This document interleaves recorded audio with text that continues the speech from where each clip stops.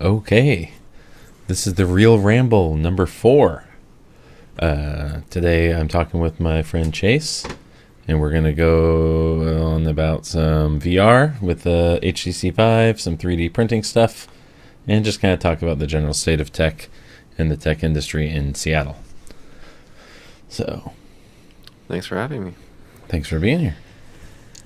All right, so we've previously recorded some video of you playing some VR with my Vive, and I think we'll just start right there. Sure.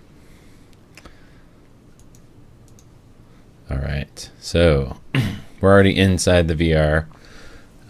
This is the lab from Valve. It's one of the free games that they have to show off the device, and this is Chase in my living room. So there's the 2 motion controllers, the headset, the 2 little lighthouses up on the walls, are the guts of it, well, plus the computer, obviously. Now, this is not the first time you'd played it before this, correct? Yeah. So this is my second session with the Vive. Have you used an Oculus? No, I've never Okay. tried an Oculus. I've also never tried any of the cell phone based VR boxes. Cardboard was cool as like a proof of concept type, and it's just like, oh wow, VR. But it's a cardboard thing, and you're holding it.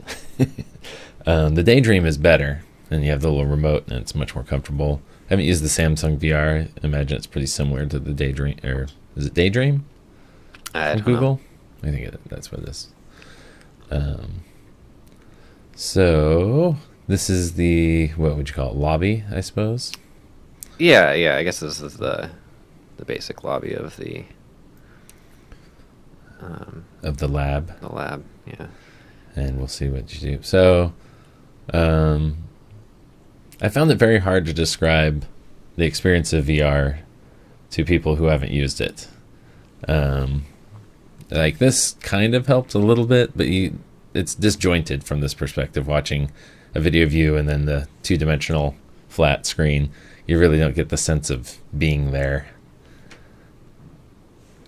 The green screen ads from Valve, I think, are the closest anybody's come. Yeah.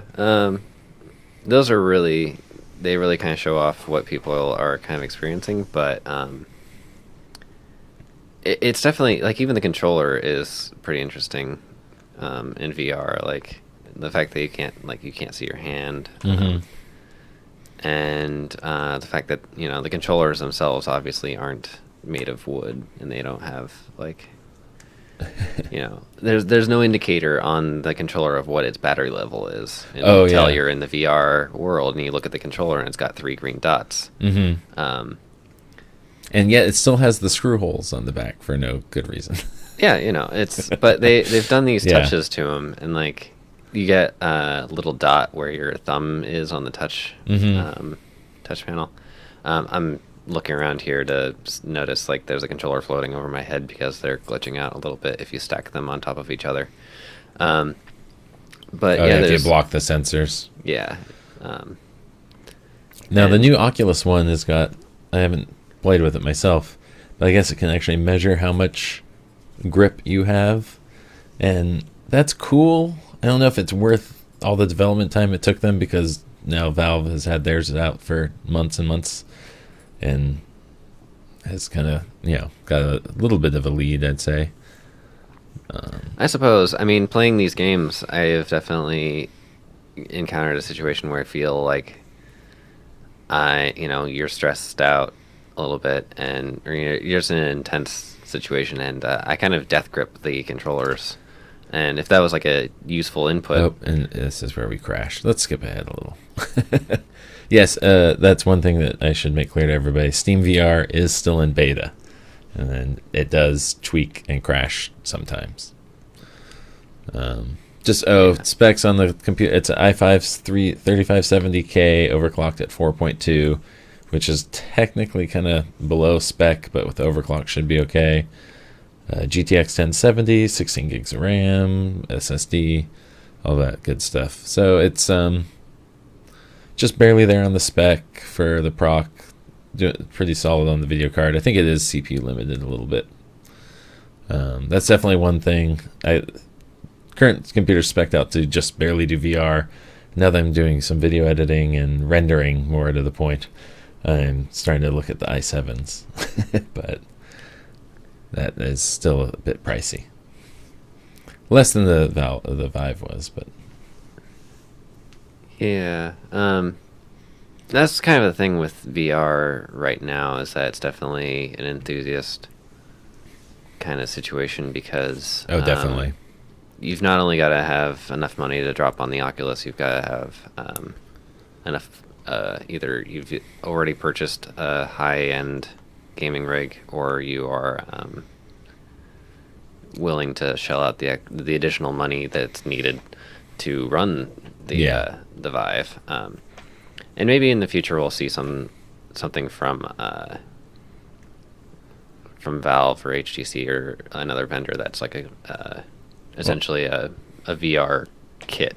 Like, you've got the computer and the headset and all the gear. Like Newegg was selling paired systems. Yeah, so like they'd have a pre-built system for you. That most of them were AMD, so it's to be as inexpensive as possible. So they weren't overly interesting to me. But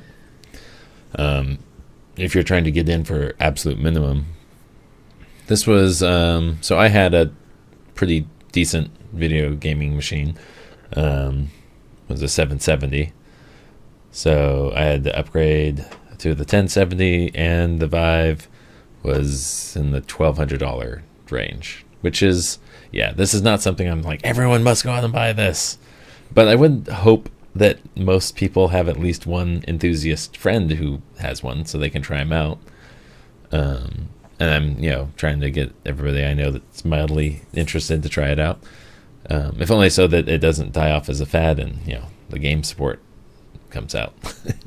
There are new games every day almost, but nothing super AAA yet. Yeah, so you're navigating. Now I'm figuring out how to load up Longbow here. It starts you off with like kind of an overview here, and it's like your wargaming table. Yeah, kind of, not really, but you sort of click your way into that dude there, and now you're on a turret, kind of figuring out how to shoot things. This is my first time playing Longbow, so it's definitely a harder game than a traditional shooter. I think get used to and play. I mean, I imagine the first time we played a first-person shooter, it wasn't familiar. It's just that we've been doing it forever. This is because you've got you can't just point your cursor at what you want to shoot. You have to not only do you have to deal with leading targets, and the arrow drop, but you have to you're moving your body to control all this, and that's what, like, when you can lean out over the edge and look down at guys running past, stuff like that. I found this to be difficult at first, but I rapidly improved with practice. Where like the slingshot game that we'll see later with the catapult thing, I feel is still mostly luck whenever I play it. That there's some skill to be had there, but it's, I don't know, not precise enough. I'm not sure what the word is. I also find it annoying that each play is relatively short, generally speaking, and I just suck, and that's why they're short. But like I've gone to like wave 33 on here, I think. Yeah, this one seems like it's a little bit forgiving. You've got ways of recovering, and it starts you off relatively easily enough.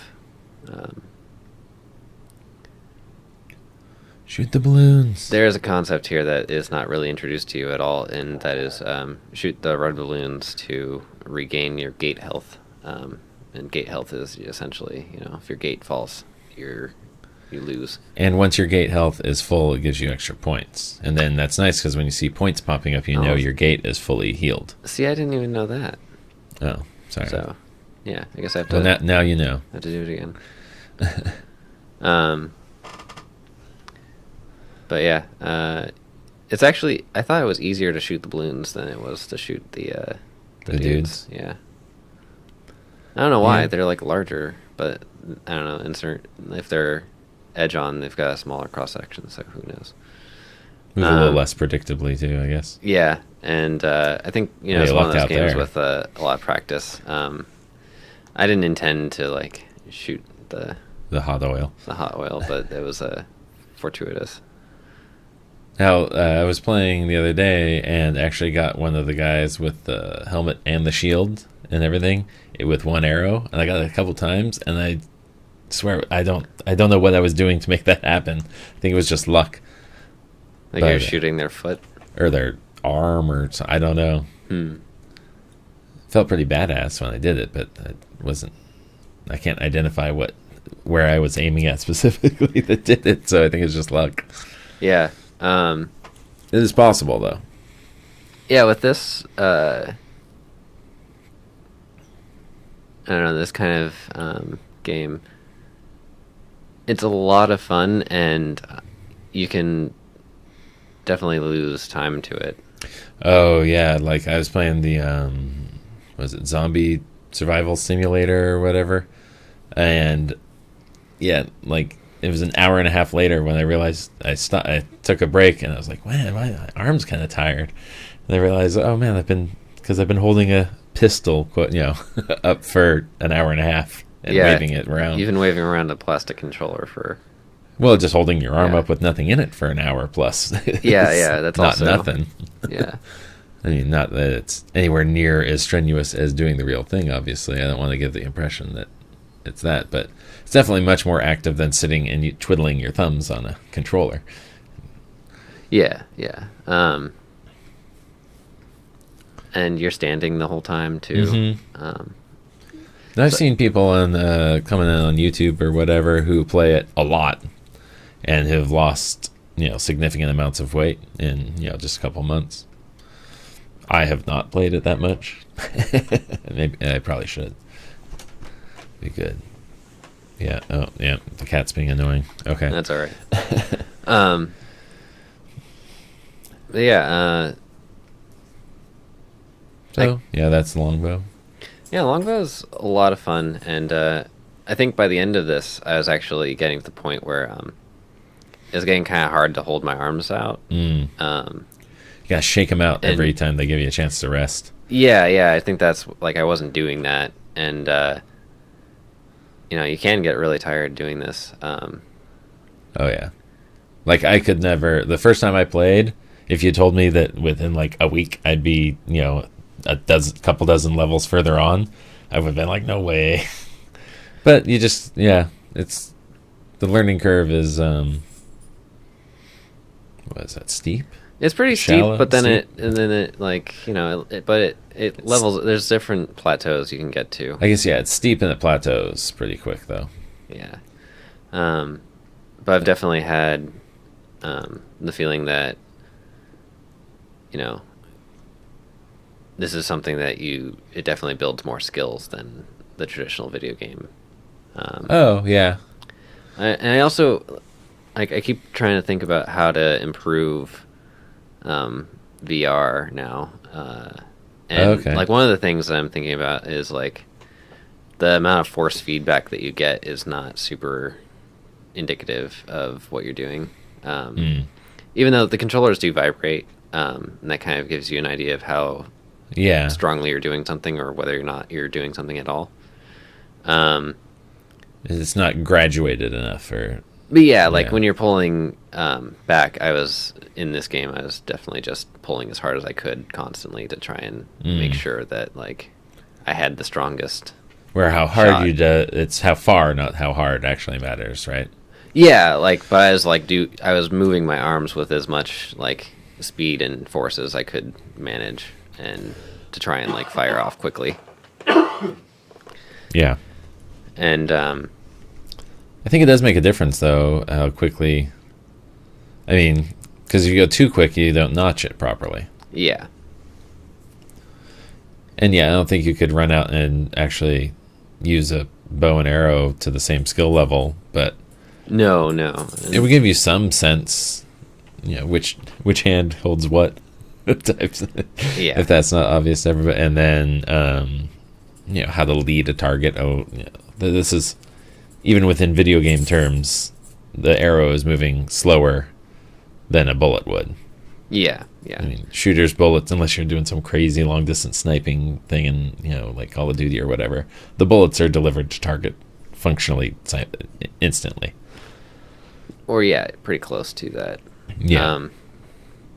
But playing those games where you have far leads on targets, like, definitely informs like how you should manage what you're doing here. Yeah. I will say though, like, when you can lead a target and like get someone far away, like, or like one of these little silhouette guys, it's really satisfying. When you nail them when they first poke their head out at the far end of the course or something. Yeah. Like, what? And you can try. The game doesn't decide like how you should hold the bow. Like, you can hold the bow with, or like which hand you use for each thing. Like, I think at some point here I'll switch hands and see like how I feel about shooting. I never did that. Left-handed. It didn't work very well. Like, I had a worse time with it. But my idea there was I was trying to give my arm a rest. Somewhat.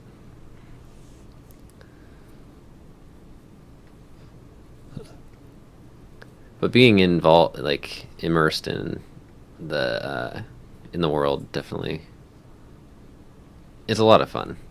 Yeah. And the graphics obviously are not perfect. I mean, you look at the stats and you're like, oh wow, it's like an HD screen for each eye, but it's like an inch in front of your eye. Yeah. So, I mean, not to say that the graphics are bad, but there's definitely a screen door effect that's not coming across in this video. It's not bad, but it's hard to notice when you're actually in the world, though. Yeah, that. Like, functionally, if you look for it, it's obvious, but you get engaged with the game pretty easily, and yeah. All right, let's see. We'll skip ahead here. Oh wait, here's where you switch. Okay, I switch and try the other hand. Does it matter? Or does it matter? It definitely feels like, because you're trying to figure out how to line things up again. Yeah, because the notch on the bow is on the wrong side, so I guess it's not really ambidextrous. No, it is. It switched the bow around. Did it? Yeah. No, you're still notching in from the right side, which you'd do if, or is it back? I don't know. No. It's right. Backwards? It's right for left hand. I'm just holding it weird now. Like, I'm trying to hold it in front of my face.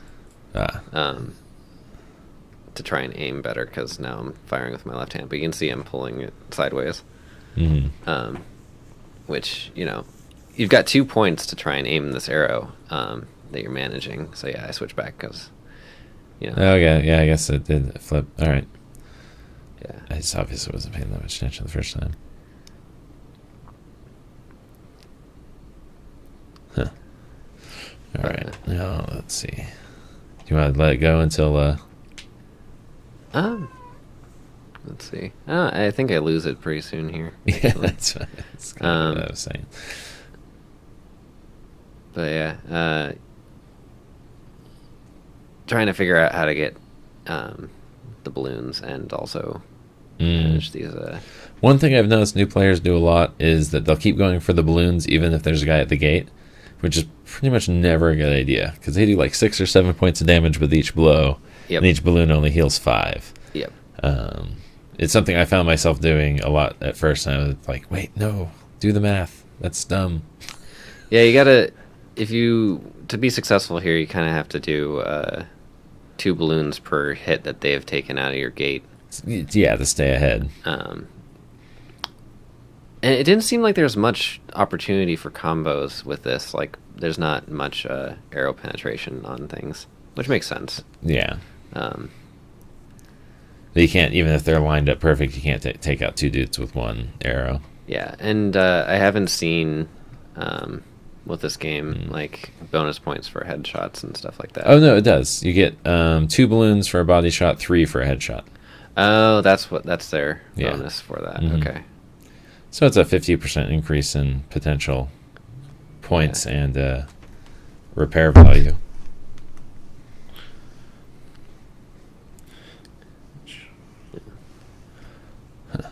How far did you? You're doing pretty well. 21 already. Yeah. Hmm. So another thing I was reading about this week was there's a company called Ultra Haptics that are developing using ultrasonic sound fields, creating virtual touch interfaces that Wow. physically aren't there. So Sounds like it'll be really cool in like 30 years. I was thinking about it. They've got development kits available now. Oh, wow. But if you could have, What's it run on? I haven't looked on Okay. that closely. Probably. Like, is it Arduino, Raspberry Pi type stuff, or PC, or Linux, or? I think it's PC based, or at Okay. least that's where their software is. They've got their demo videos are like building Look at it you into, go like, a there, man. laptop. You're just getting into it. Up, down, all over. I said I did have to, and you're slightly shorter than me, and it's the difference between hitting the ceiling and not, which I envied when you were playing, because, yeah, doing even that, I would be getting really close to the ceiling. My brother also, who was over and tried it recently, he whacked the ceiling pretty good. That's one bad thing with the chaperone. Hey, Valve, if you're listening, which literally surprised the shit out of me. Put a cap on the chaperone. Not all of us have really tall ceilings. Yeah. I've never seen, like, looking up, I've never seen any kind of indication of there's a ceiling. Well, there is one. It's just not settable. It's at a default built in, or at least where the walls stop. That kind of defines the ceiling. Yeah. But yeah.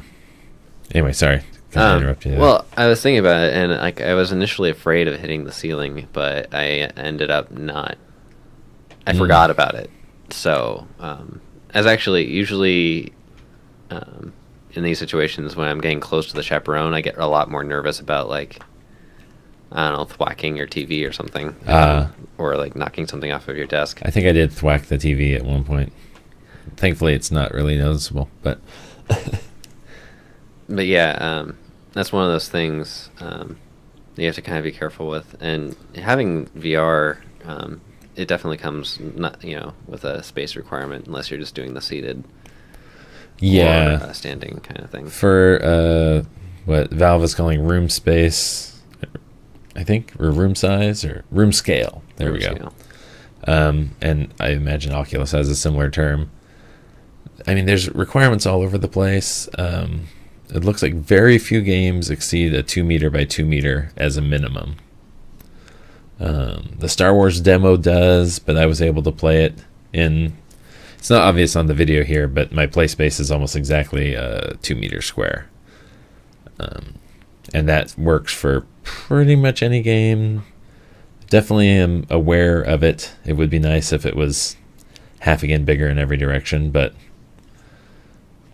my house is small. I'm lucky to have that much space available. Yeah. I think, what did I play next? I think I played the arcade game here. Yeah. Is that Zortex 2666? Sure. I like this one. It's entertaining.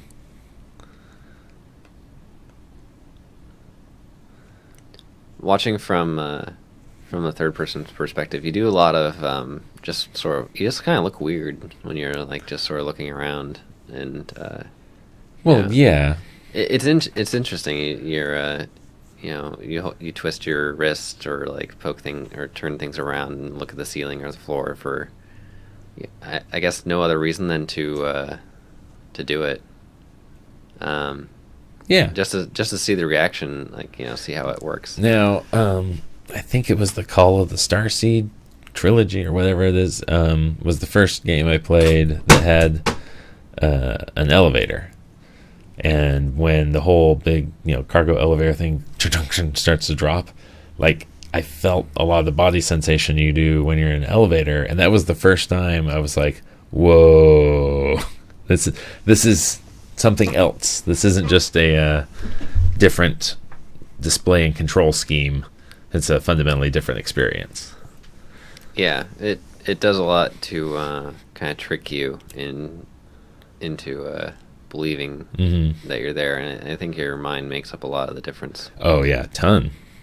And as if I were a game developer, I think the trick would be not how to make the most realistic experience, but figure out what it is that facilitates your brain tricking you, and just work on that.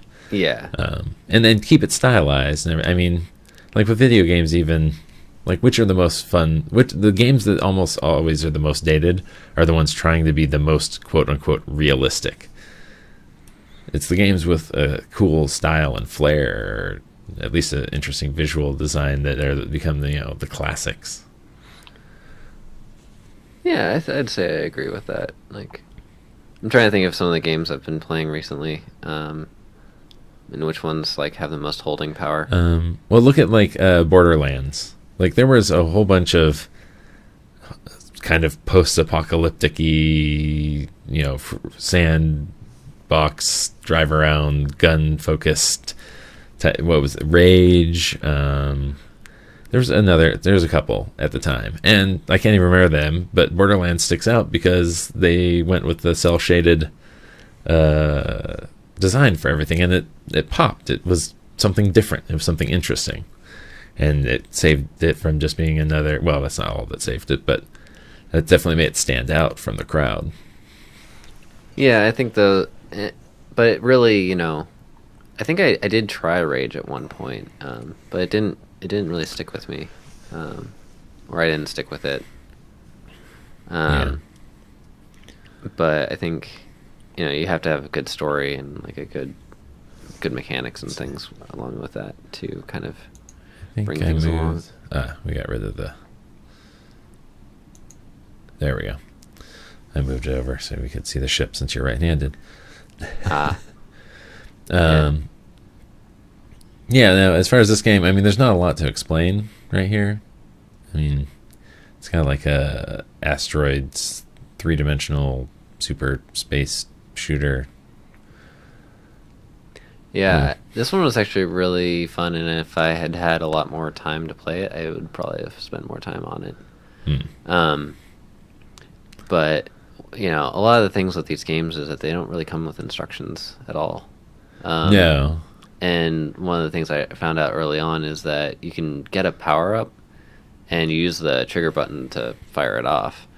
But I thought holding the trigger was what allowed me to shoot, and this game actually, you just point the ship and it shoots as soon as it sights on. I also did not notice that for a while. It only took me one time wasting my like super laser thing that I was like, oh. Well, I think the reason I stayed confused to some extent is I played Gunjack, which is like an Eve title, not that it's overly Eve-ish, where you're just a gunner pod hanging off the side of a spaceship. And in that game, when you do get an upgrade or whatever, it just triggers immediately and then goes till it runs out. So I was primed to expect that mechanic, I guess. Yeah.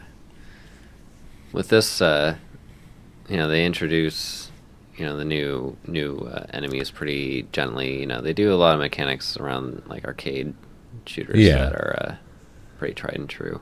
Well, this is the tech demo effect. This is to test mechanics more than anything else, I would suspect. Yeah.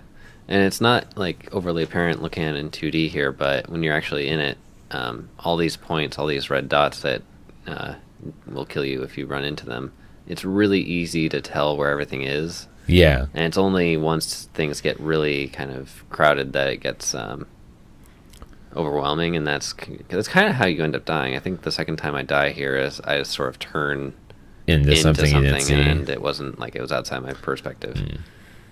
Or outside my field of view, and but like if you're just head on, I think it's really easy to kind of see what's going on and kind of weave around things, move your ship around things. It took me a minute to get used to it, but I think it just sort of overwhelms you at some point. It's overwhelmingly video encoder.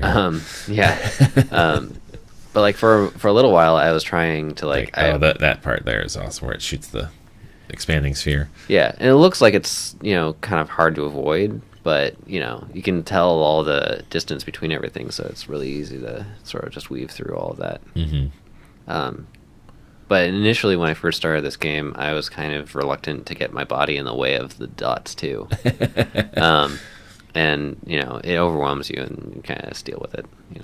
There's one thing I noticed playing. I think it was Forbidden Realms. You actually can dodge the arrows that are shot at you, but it's only tracking your head and your hand. So I'm guessing it assumes your body is a straight stick down from your head. Yep. Which, if it's coming in at waist level, you want to be able to just swing your hips out of the way of the arrow. So I'm hoping that at some point down the line, there'll either be, additional, like a camera to help track, or some other type of sensor maybe that you can wear somewhere on your knees or your feet or something to give a little more full body. But this is first gen stuff. Mm-hmm. Yeah, here I'm noticing I'm like kind of standing in the middle of the machine or arena that I'm in. It's kind of like Darth Vader's pod, isn't it? Oh. Yeah, I was talking to someone earlier. No Rogue One spoilers. I haven't seen it yet. No, but what is that pod thing that he's in? Like when he's in the chair? I think it is environmental control, so he can not have his helmet on. So that's like a giant helmet, and it has whatever type of atmosphere it takes for him to survive. Okay. Because remember, there's the time where the flunky comes to talk to him to tell him the Emperor's calling or whatever. Yep. And it's its helmet is coming back on as it's opening and spinning. So I think those are. Okay, yeah. That's kind of how I tried to explain it myself, and I wasn't really sure because in the movies they never like really tell you what that's about. It's just like a. Well, I mean, it's pretty well inferred. He takes his helmet off, he dies. He can take his helmet off in there and not die. That room must do whatever his helmet does, just at larger scale, I guess. Yeah, I kind of assumed and realized recently, like when I was asked about it, like that had just been a long-held assumption that I've had. That's like somehow his like medical chamber or something. No, I've never really thought about it in this much in depth. But now I wonder, like, how much of the suit did he take off? I don't know. Was it like his grizzled, cooked body from the lava fields has just been in there for like decades, stewing? That doesn't sound very clean. No, maybe the Force cleans it. Maybe that bonfire on the moon of Yavin was just like, whoo. Yeah, I don't know. Yuck. But so that was something interesting. Here's the catapult game. Catapult game. As we come back from our disgusting Star Wars tangent.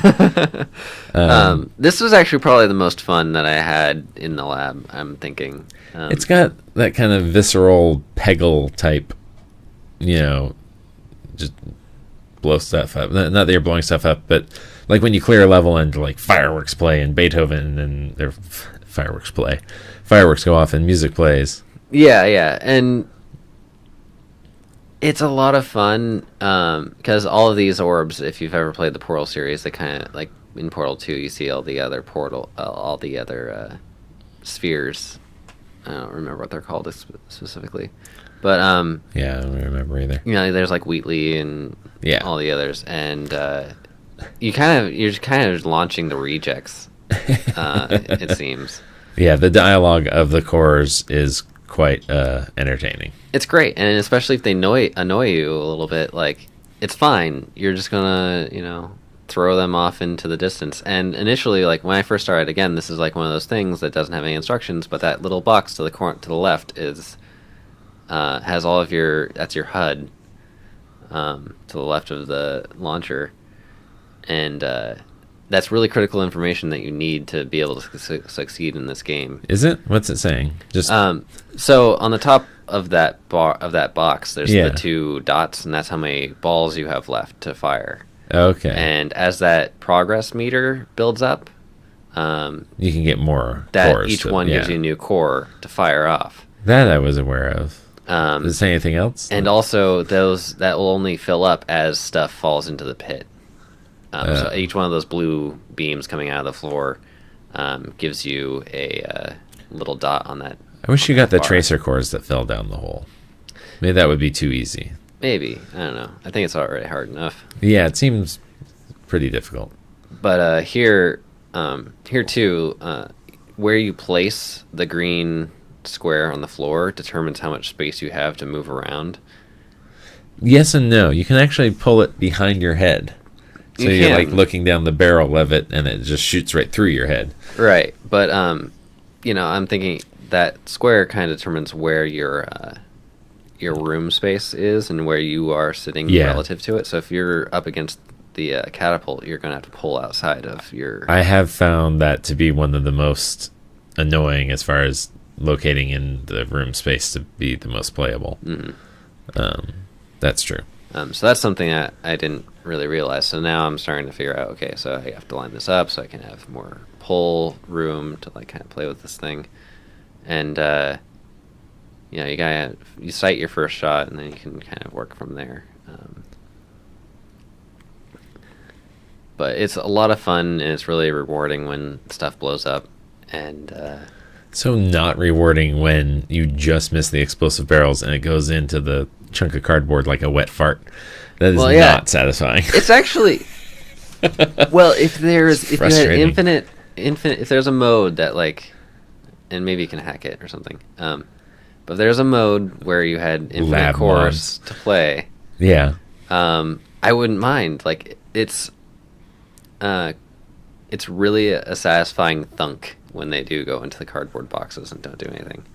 The worst is when like it just sort of disappears. Yes. I guess as much as something completely and totally ineffectual can be, it is satisfying, yes.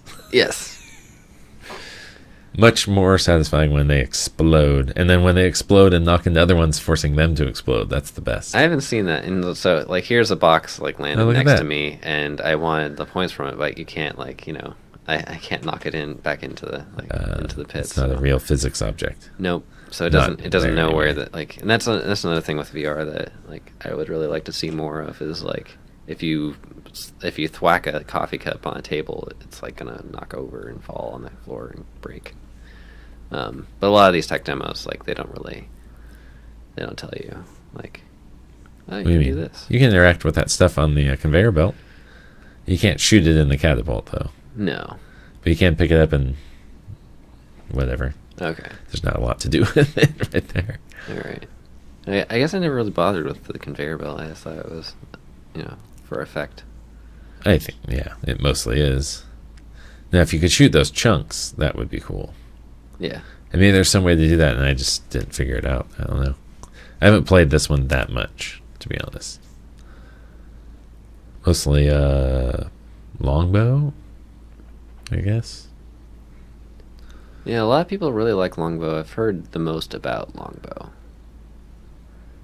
So here I am trying to get a tracer core, and tracer core. Yeah. So it gives you one of those, and you see it's a different colored ball on the. Oh yeah. But I was not there's paying anywhere near as much attention to the HUD as you are, obviously. Another tracer core falls into the pit, and you don't get it. This is, I believe, the plague core. Yeah, it like is green and full of sewage or something. Something like that. But yeah, I really want to try your pull it behind your head so you're inside the catapult kind of idea. It feels really cool. It doesn't seem to be all that much more effective, though. Oh. No, that's a bummer. At least you can aim. Like, I was thinking about it after finishing playing it. Like, I really should have, instead of being pulling it next to myself and trying to aim, I should have just been pulling. Yeah. Yeah, I should have just pulled the controller, like, right up to my face. Oh. But yeah, the tracer cores are great. It tells you exactly where you're going to end up shooting. So again, it reminds me of Peggle a little bit with the... Did you ever play Peggle? No. Oh, wow. It's... most of the PopCap games are, That one is, because, every time you clear all the level, it, like, goes slow-mo for the last one, and if sometimes you'll miss, it'll go slow-mo, but but you clear it, and then fireworks go off, and rainbows or whatever, it's just, and it plays Beethoven, like Ode to Joy, and it's just very simple but viscerally satisfying game. It's a good time waster. Yeah.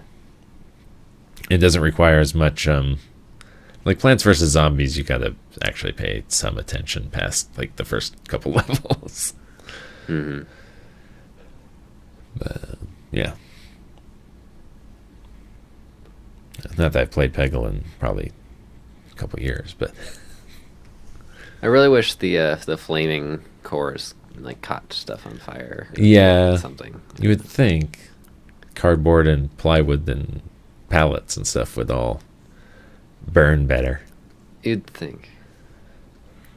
But as we complain about this free software. It's free software that comes with the Vive. So I guess we should mention like if you pick up a Vive and it comes with at least some free stuff to play around with, and oh yeah, a fair bit. There's a Portal game. There's tons of free stuff. I'd say most of it is not worth it, but a good quarter of the free stuff is actually pretty entertaining. Mm-hmm. I thought accounting was that might not have been free. If it wasn't free, it was really cheap, like less than $5 cheap on Steam. Mm-hmm. It seems like a lot of games are $20 as far as VR goes, and that seems to kind of be a default price. And I don't know, I'm wary to spend $20 on most of the stuff I've seen. It'd be probably something that is worth having demo capacity. I did pick up Island 359, largely because it was the game I played at PAX. That was the first time I used a Vive, so just wanted to kind of check it out. And you're killing dinosaurs, just in the jungle.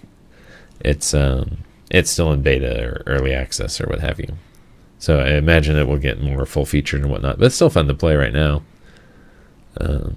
But like the zombie survival simulator, whatever it is, I think is one of the most fun games just because it doesn't try and be graphically intensive at all. It's like those cardboard cutout at a shooting gallery type zombies.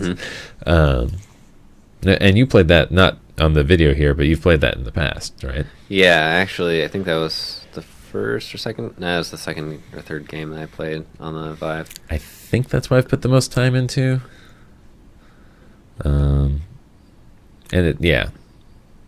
It's a really good example of how a good, simple, stylized graphic design can be better gameplay than something realistic. I haven't played them, but I've seen videos and Let's Plays of some of the more realistic zombie VR shooters.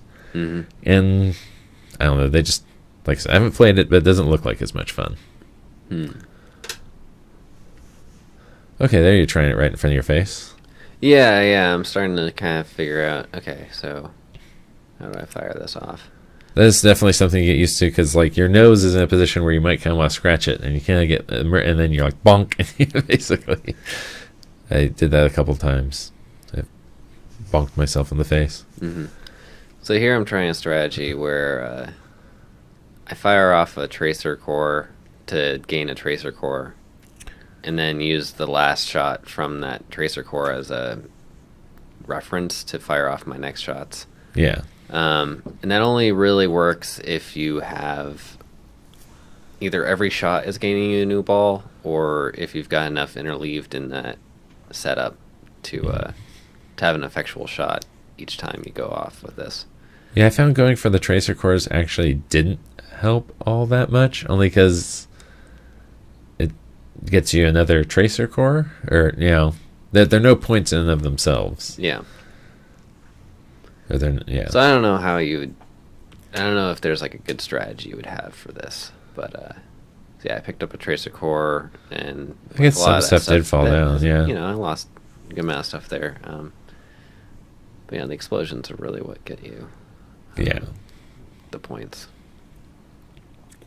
Like I think I got up to 28 million or something, and again, mostly obviously by luck. I wasn't even paying attention to the HUD, or just practice, And I guess that's one reason that I imagine probably other people too with longbow is you get immediate effect for your practice. Mm-hmm.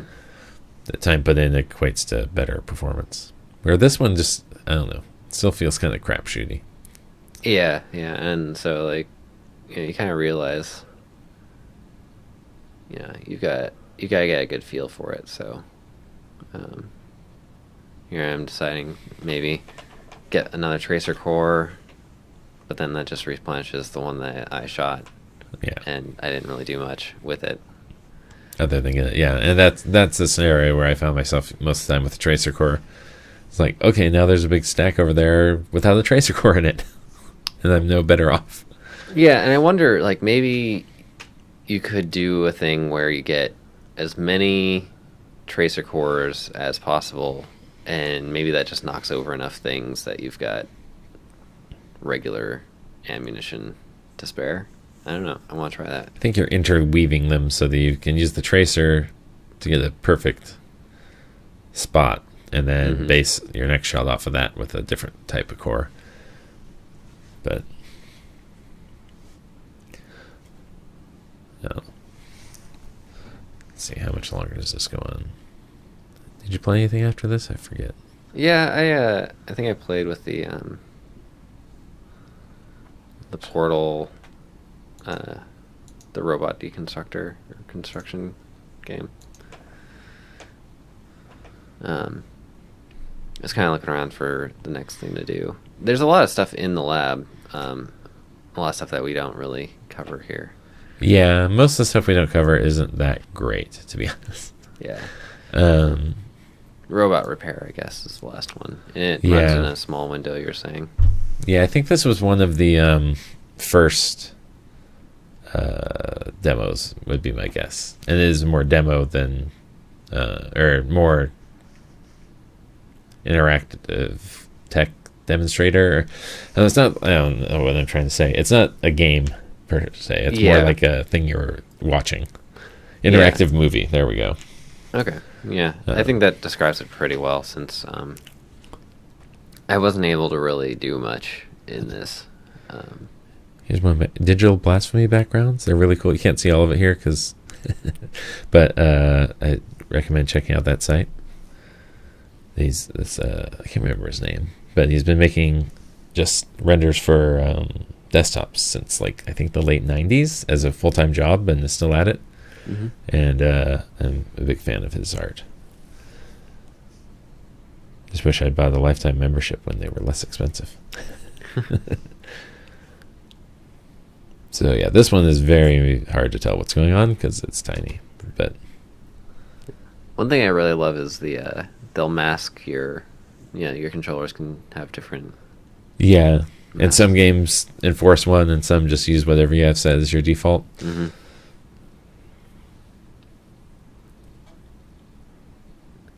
There we go. So yeah, this one I'm trying to figure out how to move, and so yeah, like I wanted to kind of play with that robot, and it, can't touch it.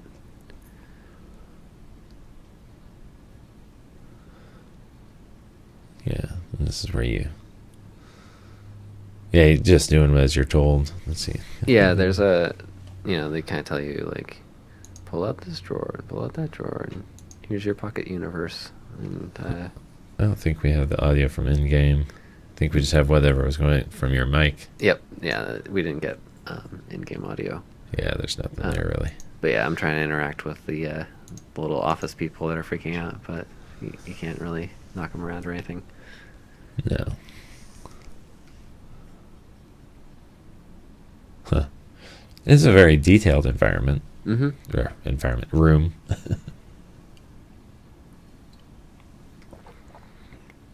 I think this one would be better as a game. Kind of coming from a VR, like having played VR games, like up until this point, I really wanted to win at doing. I wanted to succeed at robot repair. I wanted to fix this guy. That's too bad for you. Yeah, I kind of realized pretty soon here, there's nothing I can do. Yeah. But yeah, it shows off, VR's capacity to fix the robot, get the cake. Yeah, right. That seems great. But it was a really cool robot. Yeah, and this kind of exploded view thing that they do with it Mm-hmm. is really sweet. And Yeah. like I could imagine, if there's a complex part. Like there should or never machinery. be another hacking minigame that is like, some little slide tiles around to make the pipes connect. It's like, no. Like, at least within VR, like explode the thing and make me actually connect some wires, or wire around something, or I don't know. There's just a lot of potential. Yeah. There is, yeah. I think, with this, like, I was trying, it's like, line up some stuff, and it, like, is just yelling garbage at you, and there's displays above that, no one understands, and I think it's pretty much nonsense. But, I tried spinning things to see if it would work, because that's what I could interact with. And, yeah.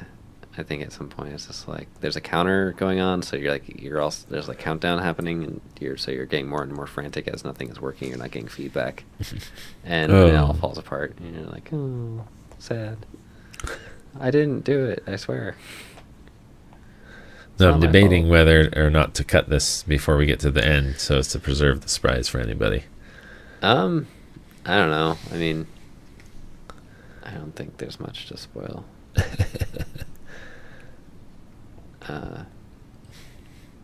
But yeah, I don't know. There's not much. There's not much left. Yeah, yeah. We get Gladys. All right, we'll leave it to your imagination, everybody, to see where that goes.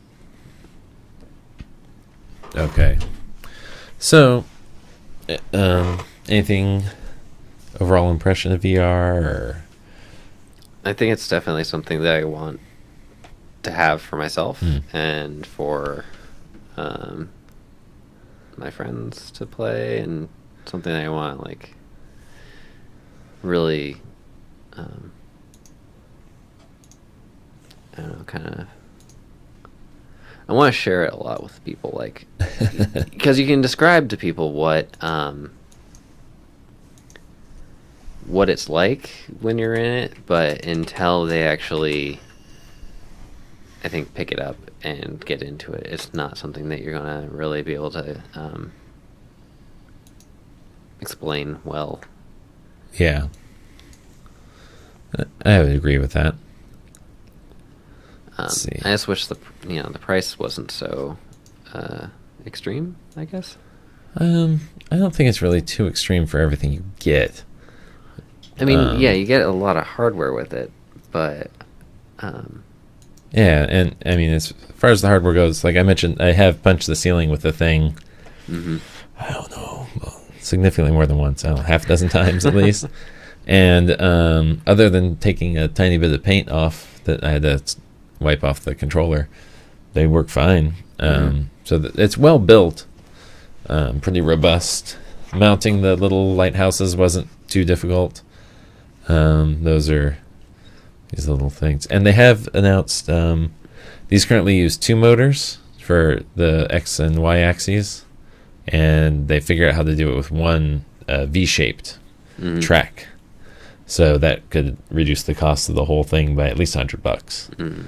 So yeah, the motors here are it shoots a laser and scans the room, and uses that to find. Well, it shoots lasers from a reference point of the lighthouse, and the controller and the headset have sensors on them. Yeah, so they use the 2 lighthouses as ways to reference where they are in 3D space. And admittedly, I don't know as much about Oculus, but my understanding is that's the exact opposite. That the controllers and the headset are outputting, and the other thing, the whatever they call their lighthouses, are the receiver. Okay. Having not used that one, I can't say what the difference between the two would be. With the Vive, I can definitely say that any like movement of my head that is perceptible to me is picked up by the system. So we're talking down in the millimeter scale. And I've been quite impressed with that. It does tweak out sometimes with reflective surfaces. You may have noticed in the video there was like a sheet hanging on the wall that was covering up the large mirror I have there. That definitely did not play nice. Other people have reported certain TVs. I imagine maybe if you have one of the glass front, I have those older ones that kind of the glass cover. something like that may be an issue. Yeah, if it's picking up reflections of a lighthouse, it's not going to know what's real and what's not. Like a big picture window would also probably be an issue. But other than that, that's really the only weird thing that I've had to deal with. And overall, I've been really happy with it. Yeah, I think at some point during the when I was playing for this video demo that we did, there was a point when things would lag a little bit when we were still configuring. Yeah, and that's before it crashed. Yeah, right before it crashed. So there's probably something going wrong there, yeah. When you get... when the video doesn't respond to your movements, that's really disorienting, and that can really... yes. That can really break the immersion, and it also kind of makes you feel disoriented just on a physical level, because either you're moving and your perspective isn't, or you stop moving and then it catches up with you and kind of shifts you around a bit, and it's kind of like all the magic that was tricking you into believing what was going on is all of a sudden working against you, and your eyes and your inner ear and your hand. It's like everything doesn't match. Yeah, nothing matches, and it just kind of collapses around you. I guess basically, if you've got a machine that is just barely on the edge of VR, it might be a worse experience than not having any VR at all. Yeah. I do not get motion sick easily, but I can totally see, like, I've heard people getting genuinely, like, nauseous and almost vomiting. I can definitely see that. A lot of the stuff, and it makes me wonder if it's part of the port, or maybe this is one of the reasons why the Oculus hasn't really taken off, and is a lot of the ported content designed just to be sitting, is all of a sudden you're like whooshing off down like a roller coaster track of, like, there's one, I think it's the Body VR, and you're whooshing around like nerves or this or that, and it's really kind of disorienting because you have no sensation of movement except visually. And it didn't make me nauseous, but it definitely, a little butterfly in the stomach. I found it kind of helped trick my brain, but like, because I was standing, not sitting, doing it because I'm using the Vive, and actually trying to lean into the corners and compensate for what I should be feeling. And that definitely helped, but you shouldn't really have to go that length to not be nauseous while you're playing a video game. So, all right, so we played with the VR, and we've talked about that. One of the other reasons I wanted to have you here is that you've done, a lot more 3D printing than I have, being that's virtually zero.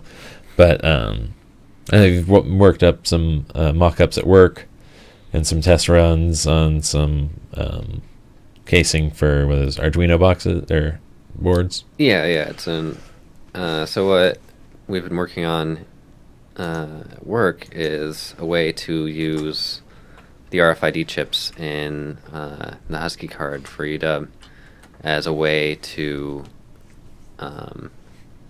unlock our classroom technology and also, kind of personalize your experience there. So this is the systems in the room can remember your preferences, like how you had the room set up, the lights, whether or not you were using the projector, and like what input you're using. You just tap your card on the podium, and from the instructor's perspective, the whole system would kind of go to what you want it to do. That's like kind of the long run idea, but it's also, it unlocks a drawer where we keep a wireless microphone, and you can open that. So so first gen, it would just be replacing a key. First gen, it's replacing a brass key that unlocks a drawer to get to access to technology, which currently we have to, check out to every person who wants to use a room has to have a key to access that. And this has the benefit of having tracking. Yeah, so you'd be able to see who's logged in to the room. But it also has the benefit of, you have something that's kind of harder to lose. Yeah. And you also have the ability, we can like have bypass codes and things like that. But what I've been working on is the hardware side of it. It's an Arduino with an RFID reader board attached, and we're mounting that inside the podium so that it will scan through the surface. And so I was building a custom fit enclosure. So I designed that in CAD and printed out on 3D printers that we have available at the university. And what I used was a MakerBot, 5th generation, 3rd generation, something like that. MakerBot. MakerBots. I've heard of those. Here we go. Who needs recess? Yeah, so it's a replicator. So it's probably the one in the middle there. Yeah, the replicator plus. And my experience with it has been pretty good. The first print warped. The second print was great, except it ran out of filament, so we had to do 3 prints to get the first working prototype. Is that the one that I helped you test? The first one that warped was the one that you helped me test. Okay. So I designed it pretty robustly, and Matt was able to stand on the enclosure that I had built, or had printed. I didn't build it. And I'm by no means a small or light person. I'm nearly 300 pounds, and it didn't show any negative signs from being stood on at all. Yeah. It was pretty solid. And the only way so after having Matt stand on it, we decided to see what it would take to break it, and also to see how it would break. Yeah. So Matt jumped on it. Yeah. And it exploded. Yeah. Shot that one piece went like 40 feet. Yeah. It was pretty cool. Little bits of plastic everywhere. It was a learning experience. Like, I got to have kind of an exploded view of my part and like see the walls and things. So now I remember when you were telling some of the rest of us about this, we were all shocked at how long it took to print. So how long was I don't remember. Like, off the top of my head, I'd expect, a couple hours or something. Right? It's just a piece of plastic. Like, if I was injection molding it, it would take like literally seconds. So how long did it take, Chase? So it takes about 8 or 9 hours to print one. And actually, if you're printing more at a time, like if you print a bunch side by side on a bed, you get more bang for your time. So how many could you put on a bed of that design on the MakerBot you were using? Probably, if I filled the bed, maybe I could do 6, I think, at a time. Okay. Maybe 4 in a row lengthwise, and then 2 widthwise. And how much would that increase the overall print time? It would only go up maybe a few more hours. Okay, so you could do 6 in 12 hours? Maybe. I haven't tried that many. Okay. I know I did 4 pieces in about like 9.5 hours. Okay, so that's sounding more reasonable. So, I think it's definitely something that, like many things, it benefits from scale. Yeah. Okay. So that would be just 12 hours for 6, so 2 an hour, or 2 hours each. Yeah. That seems much more reasonable than 8 hours for one. Yeah, it's because there's also, you've got time, you've got to warm up the machine, you've got to configure it if it's not been properly configured or if it's been set up for a different kind of job. You've got to make sure you've got enough filament. If you don't, you have to reload the filament. And these things are really finicky. Like, the replicator is I'll bring that back up here. It's pretty expensive. Let's see. Do we have a price here? They try to do as much as they can for you. It's so expensive they won't tell us. We have to request a quote. No, thank you. So too much would be the short answer. So can you ballpark it? It's like $2,000 to $4,000, somewhere between $2,000 and $4,000, depending on where you go. It's not a home. Unless you're really into it and you're using it a lot, it's not a home hobby device that I would get. Like, it's definitely not something I would go off with, like, as my first device. So which are the home hobby things that you would get if you were... So there's somebody that's an enthusiast, like right now the Vive is out there, and it's for VR. It's affordable-ish. Mm-hmm. Is there anything in that price range or less for a 3D printer, and that at least under 1,500? I haven't really looked into it that much. I know there's kits you can get if you're really hands-on and you really want to get into futzing with the device a lot and having a lot of maybe not so great prints and having a lot of failures. If you're happy to go through all the trial and error of reinventing the thing. If you're a DIY person and you want to, figure it out without having to design and build an entire 3D printer yourself, I would go with something like a Hicktop printer kit. I forget. There's a lot of kits from like China and other places that they give you all the parts and you put it together yourself, and they're based on designs that are open source, like Prusa and RepRap and a few other things. Under $60. Yeah, if you really, because you could build it out of wood for your beds, and really basically what you need is you need motors, and you need something rigid, and you need something to translate motion, and you need an extruder, and a way of feeding. Extruder seems like the least likely thing to have laying around. Yeah, the extruder is the piece that applies heat to the rigid filament that will so it melts it down so it can deposit it down onto your print. Oh well, $150. But then going up from there, there's enhancements. There's things like heated beds, auto leveling features. Because if the bed's not level, then you're going to print sideways. There's all kinds of different things. There's features like whether or not it has like a touchscreen interface, or if it reads SD cards or USB, or if you can connect to it over Wi-Fi and run it from your computer. Whoa. And 3D printers have been around for a long time. So if you're like, these are just like the home hobby type things. If you go for, if you want to do industrial stuff, there's many hundreds of thousands of dollar printers that will deposit and print in. We had a zinc or something. Not the same thing, but a CAM machine in high school that we could do stuff up in CAD and then carve it out of.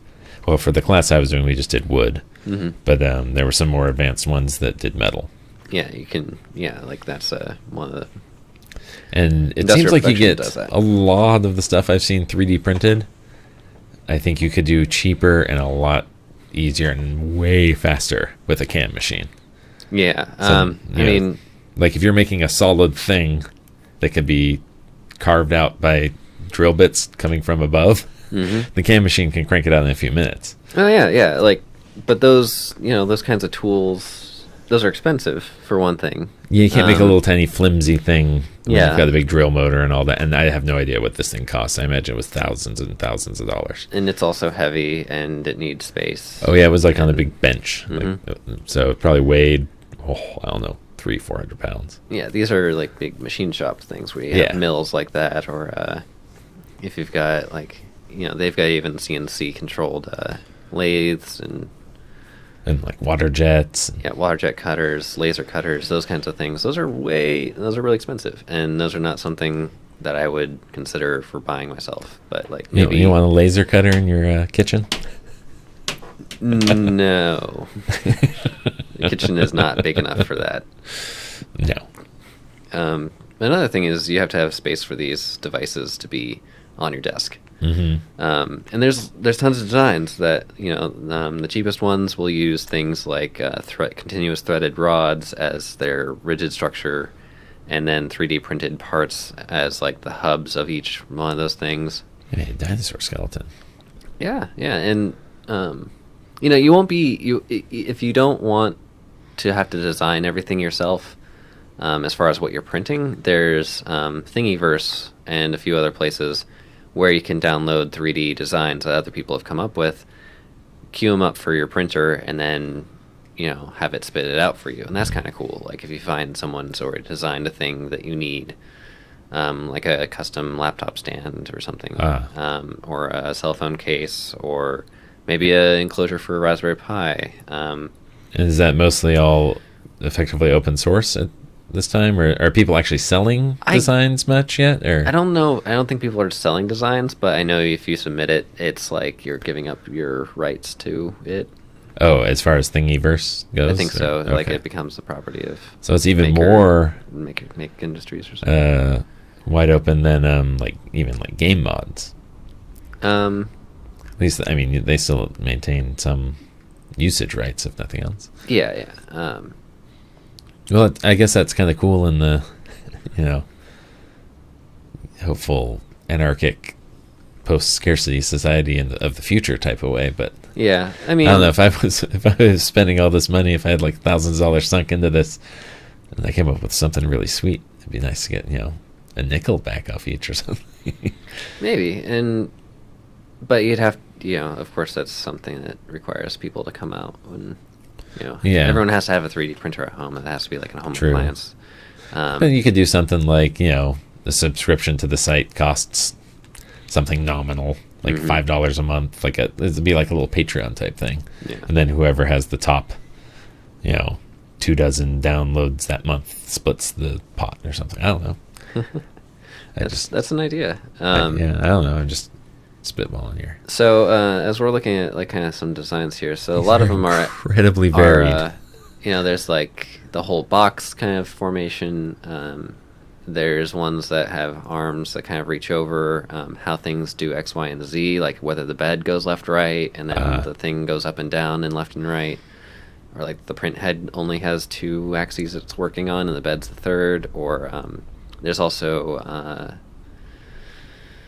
I'm not seeing it here, but there's the tri-arm ones here. So there's one on the center row, third one from the left.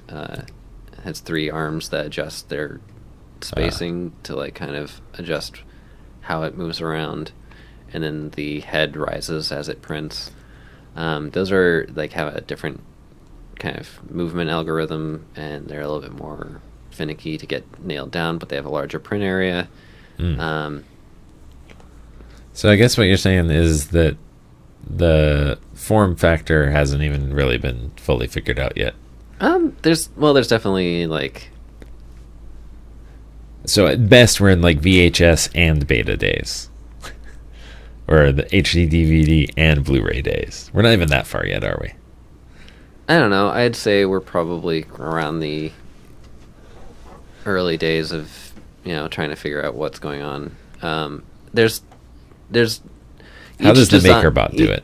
The MakerBot has a bed that falls as the print comes together. So the head is your X and Y axes, and the bed starts risen up, and then as it prints something and gets taller and taller, the bed actually drops down towards the floor.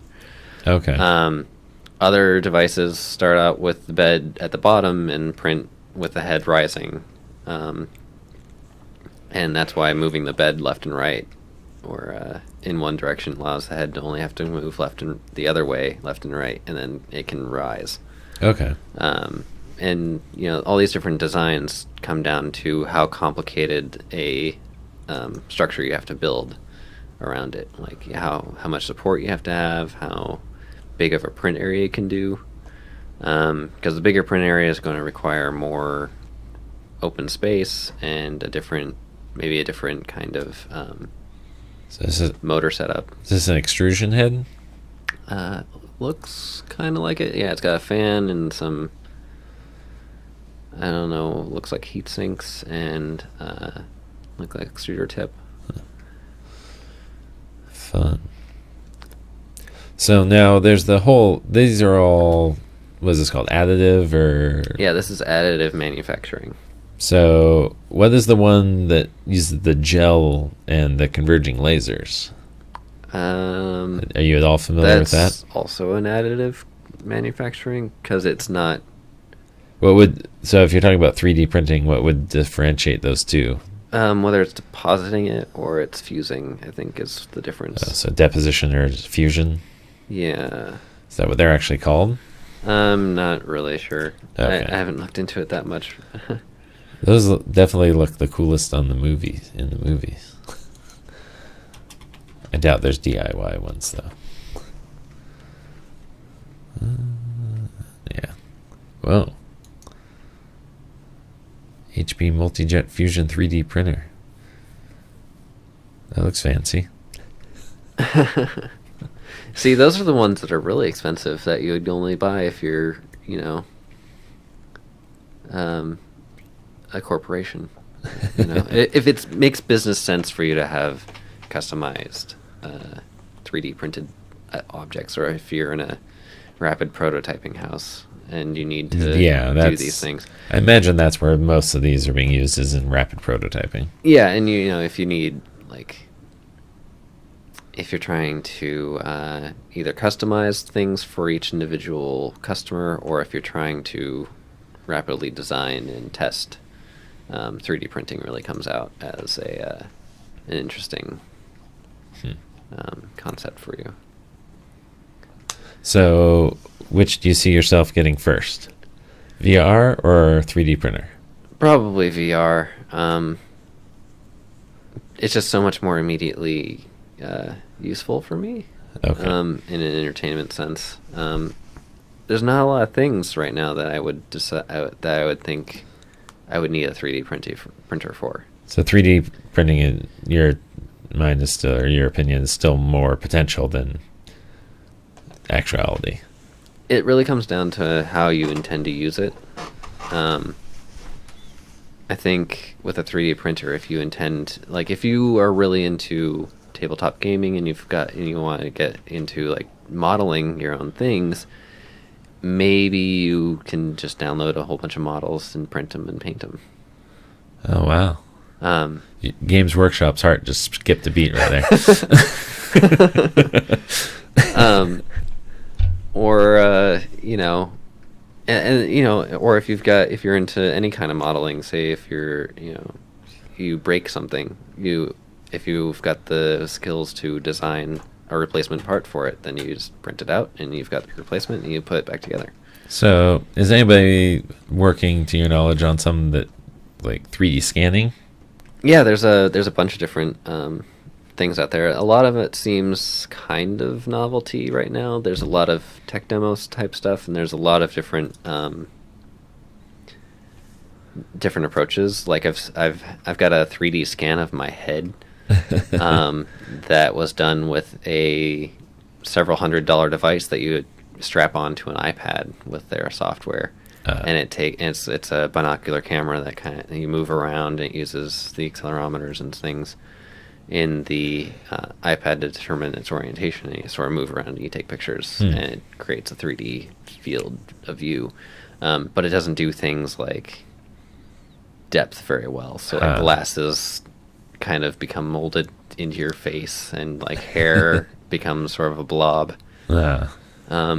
It kind of has and it also has a tendency to prefer high contrast. So like light skin, dark hair, and kind of how those stand out against each other.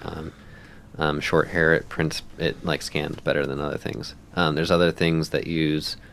I think MakerBot also has a 3D scanner for their, like, in their MakerBot kind of thing. They've got a scanner that you can put an object on it, and like it'll spin it around and like scan it as it goes. Cool. And I'm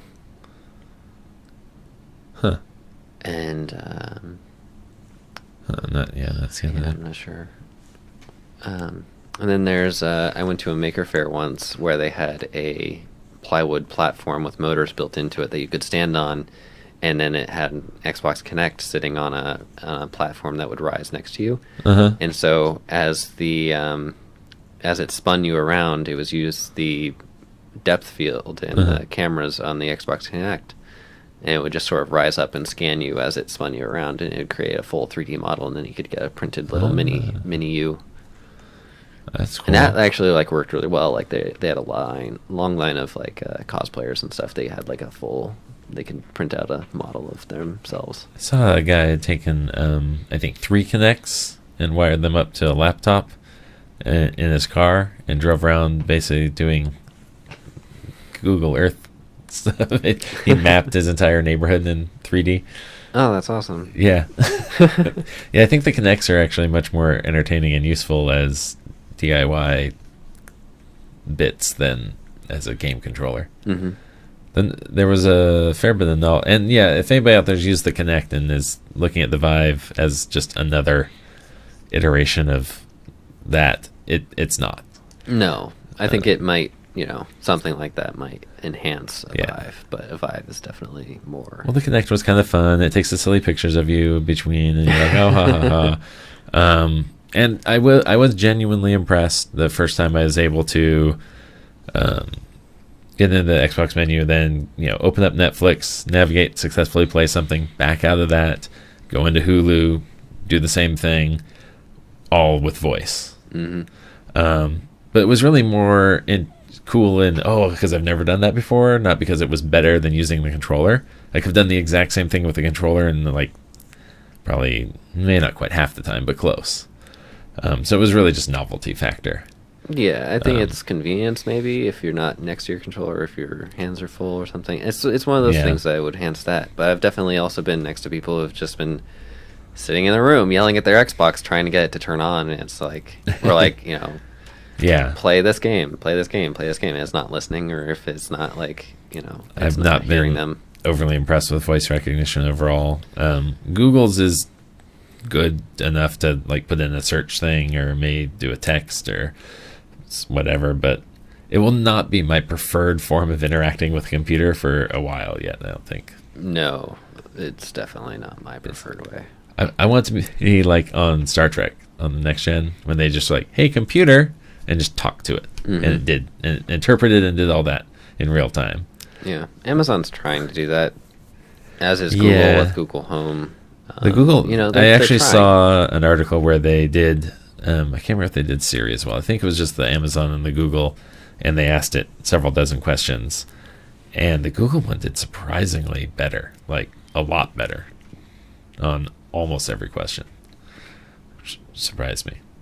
Well, if you think about it, Google's been mining voice for a lot longer, and they also if you've ever tried Google Voice and use that for your voicemail, they'll transcribe your voicemail. And those can be very entertaining. They can be very entertaining and very wrong, in hilarious ways, or in just mostly nonsensical ways. But it allows people to autocorrect it. You can click on something and tell Google essentially, you got this one wrong. That was what this person said this, and you mine that across thousands of people, and you're creating a more intelligent machine. Yeah. You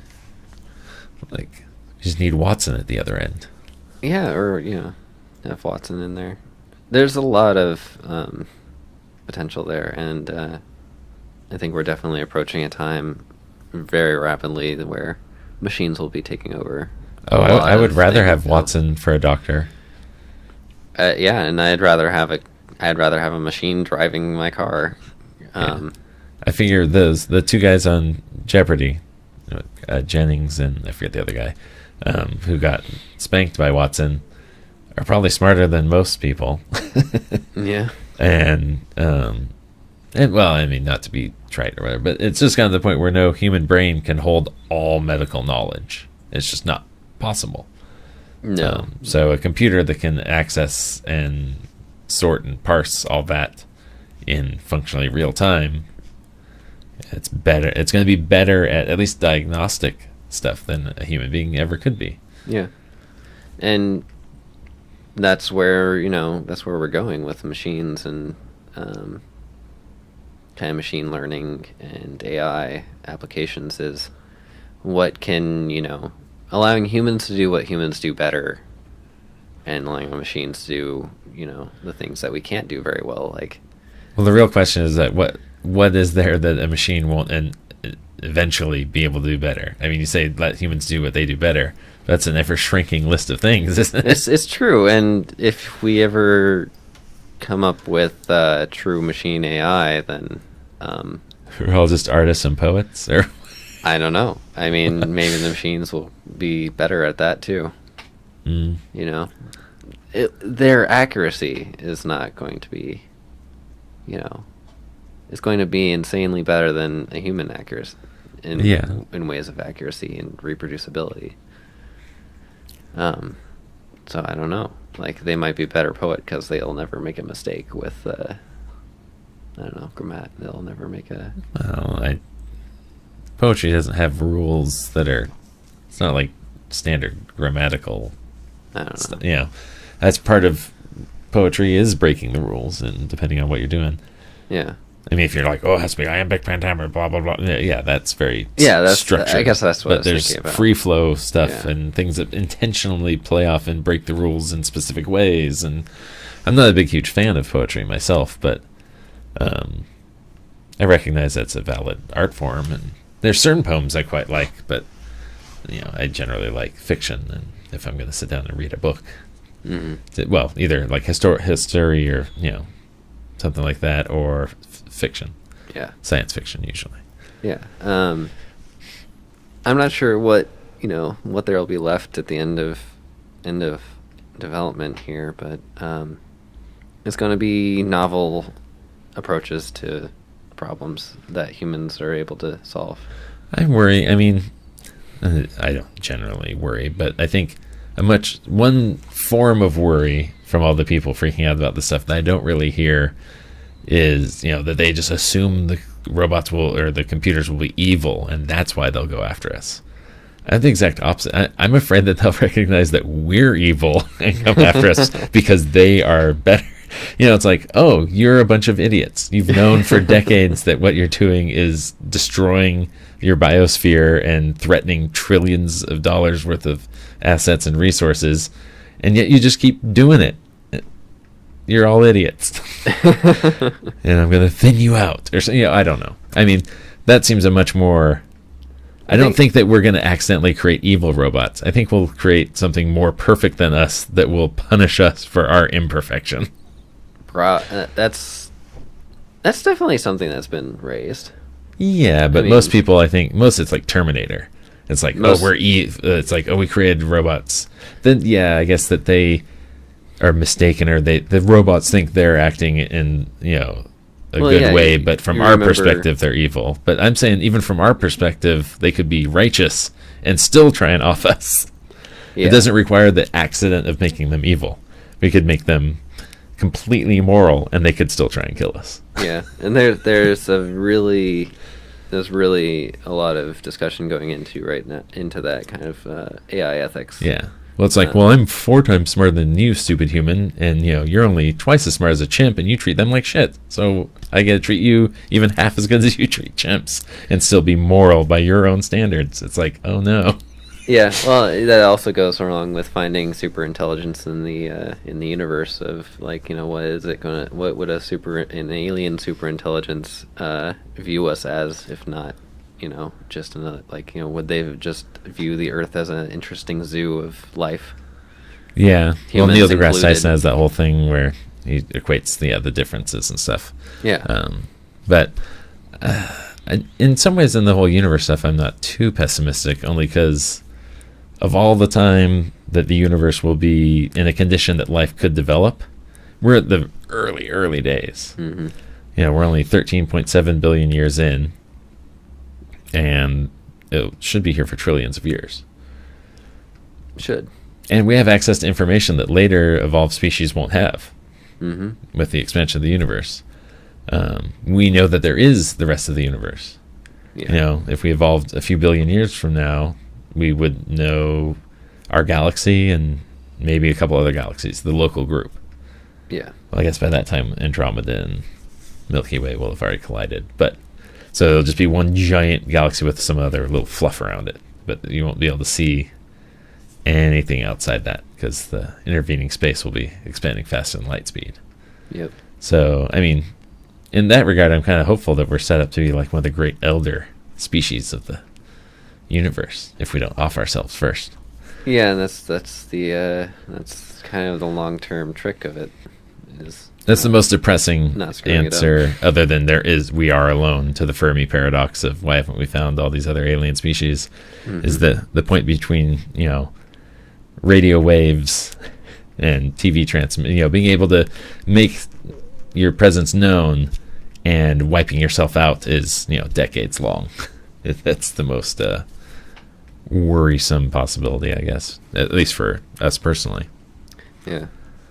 So we kind of rambled off on some tangent here. I was planning to talk about just the general tech in Seattle.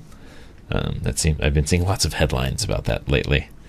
That were Silicon Valley North or this or that or. I think there's a fair bit of truth to it. Well, let's see. We've had massive expansion by Amazon. Well, Amazon started here, so.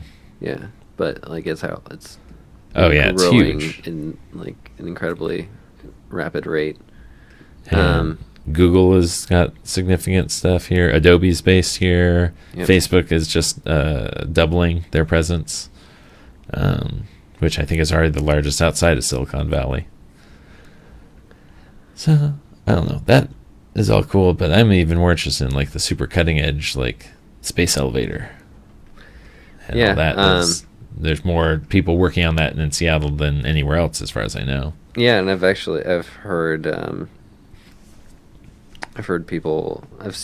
had people talk to classes I've been in about the space elevator kind of projects and what it would require and what they're researching and how they're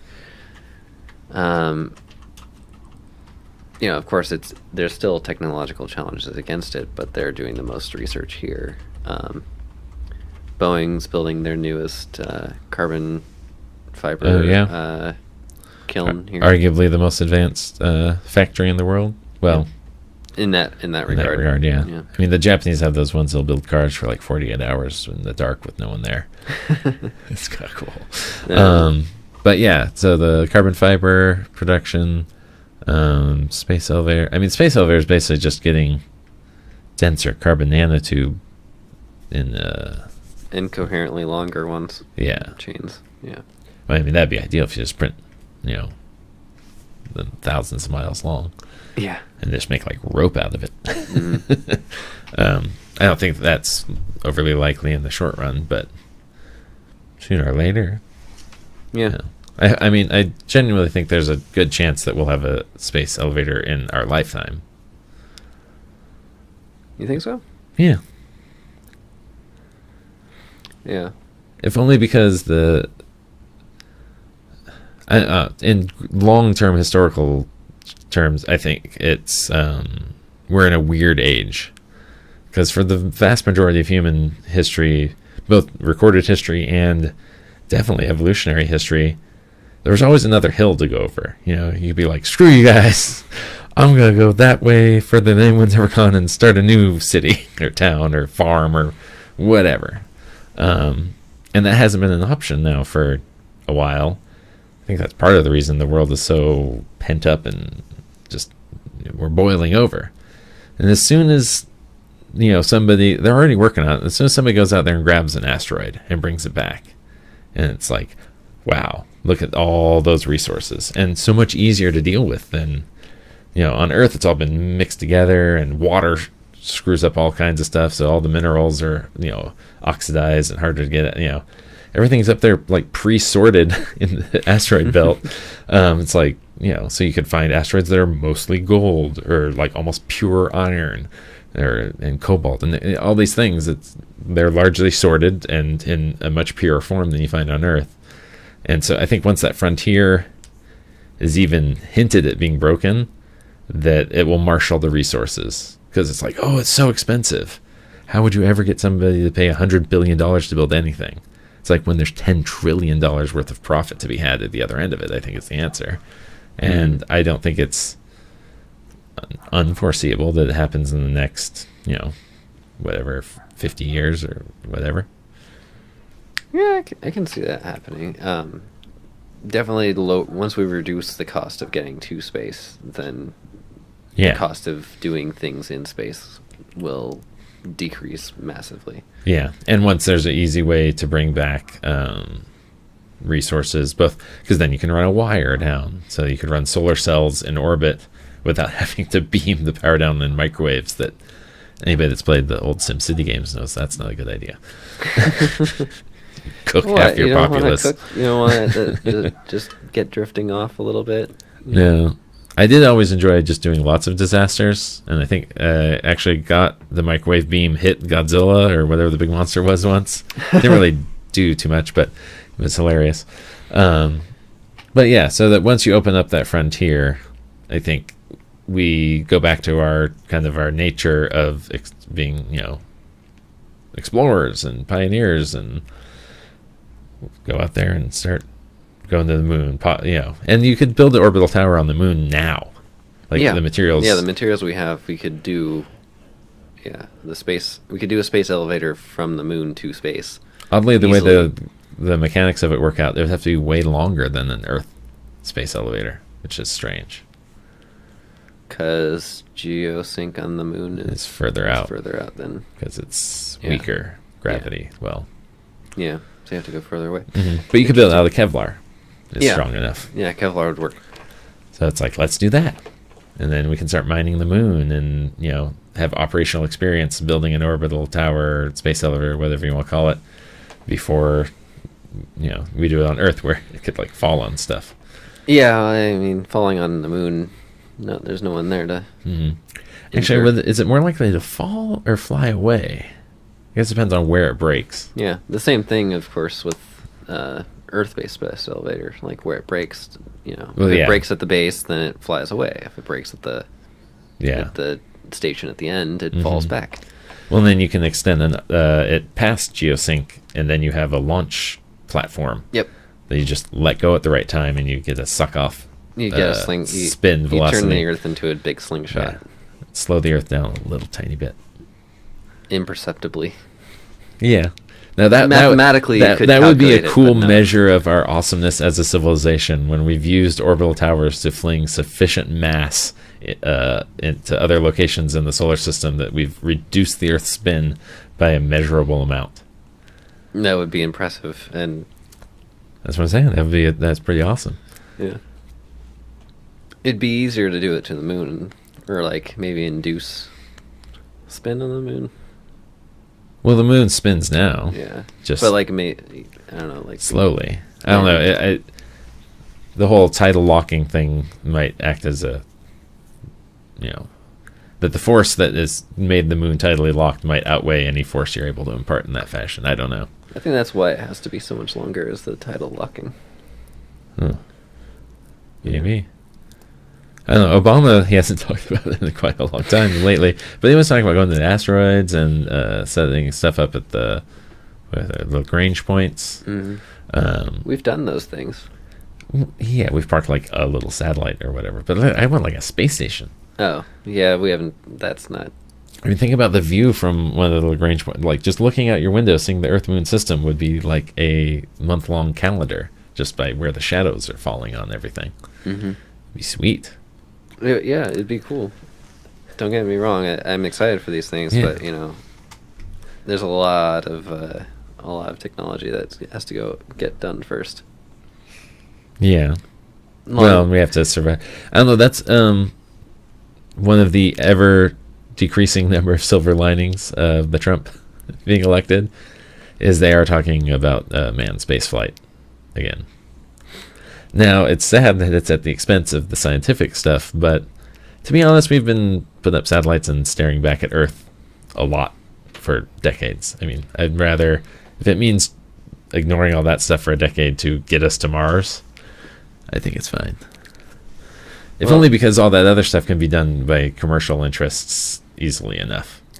Getting to Mars is a commercial interest. Well, we'll see. I mean, I don't know. Elon Musk is cool and everything, and I totally hope that everything goes well, but some of the stuff, I think he's a little, the Hyperloop. It's you're really going to pull a vacuum on, hundreds of miles of it. I think that's a little harder than you think it is. And not, yeah. And And the SpaceX, like, they just had that rocket explode, and they're still talking about fueling rockets with people on them. And everyone else, NASA, Boeing, everyone's like, are you nuts? You don't do that. You just had a rocket explode. How can you even possibly be thinking about doing that? It's nuts. Yeah, So, all props to them, but I have a feeling it's going to be a government or a coalition of governments that gets to Mars first. There might be some crazy like they were talking about doing the a flyby and stuff. But, people looked at those designs and like, that would be a lot of radiation on this flight plan. Yeah, a lot of that. There's a lot of radiation in every beyond Earth endeavor. Yeah, but this would have been. They didn't account. I mean, it was quick and cheap shot, and they didn't account for shielding. Yes. I think it's probably going to have to be both physical and electromagnetic. Personally, that's going to be a combo. Yeah, that would be good, but we have to come up with better power resources. Well, solar, higher density, yeah. Nuclear, well, I guess the isotopes they use for radiothermics are almost out. Like, they've counted out, it's like, all right, we can make like 8 more of these engines and that's it. Oh, great. And I think that those isotopes were probably some byproduct of Cold War nuclear bomb production or something. Because like, we don't make tritium anymore either, I don't think. We don't? I don't think so. Yeah. I mean, there's all kinds of stuff we did. I mean, yeah, in some ways, the Cold War really did advance. Like, we went to the moon a lot sooner than would have made a lot of sense. It's just a natural progression. It was only because it was, military grade spending. Like, yeah. Usually scientists don't come to the government and be like, we want to do this. And they're like, cool, spare no expense. Yeah. Scientists don't hear that too often. They don't hear that ever. Hardly, and not unless there's like, oh, it will make a weapon. Right. Everybody freaks out about CERN, but the superconducting super collider, which is a stupid name, but that they were building in Texas would have been, I think, I may be wrong on this, it was significantly more. I think it was 3.5 times higher potential energies. And Congress was basically told the scientists, you can have that or you can have the space station. You can't have both.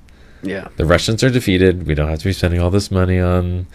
And it's like, no, that's exactly when you should have spent more money on sciences and cut back. I mean, they did cut back on military spending, but it didn't go to the sciences anywhere near as much as it should. And we still spent 54% of discretionary spending is still towards the military. Yeah. It's like, just cut that by a few percent and give it to... last week when I was talking with Troy, it annoys me, we were talking about it from the economic side of subsidies and whatnot, but that we put all this money into trying to convince people to do STEM. And it's like, the fact that you're having to convince them should be the sign that there's a bigger problem. Yeah.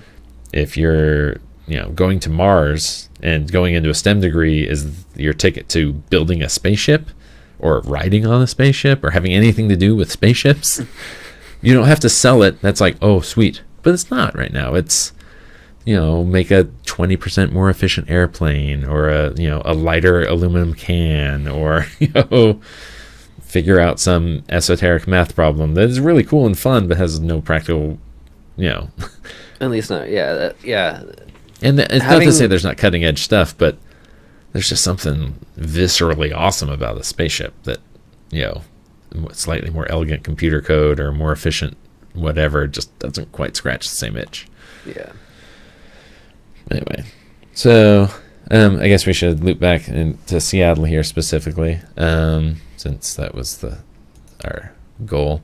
I don't know. It's definitely driving up home prices. All the people moving in just in general, but the tech companies are definitely not making it less bad. I don't know. I was lucky enough to be able to buy a house when everything was still churning around. Yeah, it seems to me like, I don't know, just going off of what we were just talking about, STEM-based, going into STEM-based research and degrees now is more or less just a ticket to being able to live in a city comfortably. Wow, you're just throwing liberal arts completely under the bus. I would say that a STEM degree is much more universally going to get you there. Or much more likely to. It's way more likely. I mean, if you look at what is being... okay, just about every single discipline that is currently making money right now requires some degree of that, of STEM. Because it's either going to be biomed or biotech or some variety of tech or computer science, computer science. Premier Blue Cross is based in Mountlake Terrace? Huh. I didn't know that was their actual headquarters. Huh. Fluke used to be based here. They're up in Everett now, though. Yeah. I mean, this is more of a view, in the greater Seattle area. Well, yeah, but that's like that Mountlake, in my little town here. Well, I guess it's a city technically, but it feels like a town compared to like Seattle. Yeah. We have actual, corporate headquarters. Crazy. Anyway. Oh, formerly, yeah. Boeing is technically in Chicago. Somebody from out of town was like, aren't you afraid Boeing's going to leave completely? I'm like, no, I'm not afraid that they're going to try and rebuild the largest building in the world somewhere else. No. I don't think that's cost effective no matter how you slice it. No, and arguably they already did leave, and look at how much Boeing is still here. Well, yeah. Yeah, they moved their headquarters, but, what are they... They're not going to get... Boeing Field in Seattle is not going anywhere. And no. Well, in Payne Field more even. Boeing Field I could see going away. It's the historic home, so they probably... You're right. They just never hold go on away. to it. They have the museum is there. And, they basically have their own airport. Yeah. Their new facilities that they're building aren't going anywhere. Yeah. Well, and the plants down in Renton are still going too, aren't they? I don't remember. I think so. Oh. But that's tech, but not necessarily the kind we've been talking about. Yeah. So I guess, not to hammer home the point or anything, but that it is definitely, if I didn't already live in Seattle and I was looking for somewhere to move that was hot with tech, what are your choices? Basically, you got San Francisco, Seattle. They got something going on like North Carolina or something. They got a burgeoning tech sector over there. But, who wants to live in North Carolina? I don't know. I'm biased to the West Coast. I've lived on the West Coast my entire life, so I don't know. There's a lot of old tech and old economies, and a lot of if you're maybe thinking you want to go into security or maybe cybersecurity type stuff, then you'll maybe look at East Coast for that. Financial, you'd want to go that direction, but tech, the new tech is all West Coast, really. There's other countries that have sure. their own flavors of. If you speak Seattle Japanese or Korean, you could go there, I guess. But yeah, I don't know. Vancouver's coming up, but they're having a lot of issues around the same thing that Seattle is with housing costs. Yeah, and they've got the extra challenge that the wages aren't keeping up even as much as Seattle's wages are. There is somebody just announced recently that there's the overall plan is to create a new tech corridor between Seattle and Vancouver. Yeah. That's cool, I guess. I don't know. But of all the places you could move, like I said, there's all their little pockets, but would you really want to live in those places? San Francisco would be cool, but it's significantly more expensive than Seattle, which is really saying something. So really the only reason for me, the only reason I'd move there is if it was making significantly more money at the same time. That'd be a lot more money. Yeah, exactly, because the costs of living are so much higher. Mm-hmm. Well, and they're going up here. That's true. No, I mean, now that we finally, we just voted in, I can't remember, I don't even like thinking about it, 28 billion? Was that what it was? Oh, Sound Transit? Sound Transit 3? Yeah. But that will give us a, legit regional mass transit system. And then, you could live a little, if there's a train, what am I trying to say? If you're on a bus or driving in or anything where you have to deal with the freeway, there's just so much variability. Like, my commute can vary by a factor of 3 without even trying, as far as travel in either direction. And it usually is some relatively consistent, but several times a month it's not. So once you have a train, it gets a lot more regular, and you can live more far flung out and commute in. Yeah. So, yeah, I think there'll be, and it'll just go in waves. So, you just have to time it right. You gotta figure out where the next train station is going to be and buy a house several years before they're done with it. But I think that does have a lot of potential to help. I think it's kind of amazing how much Seattle's grown and how successful it's been with how little planning of that scale has happened. Mm-hmm. That, when the city was first designed and laid out, it had a nice grid, and they were wise about that. I mean, some of the downtown stuff, there are 2 competing grids, so you've got all those stupid blocks that meet at freaky angles. But for the most part, the city as a whole has a nice laid out grid.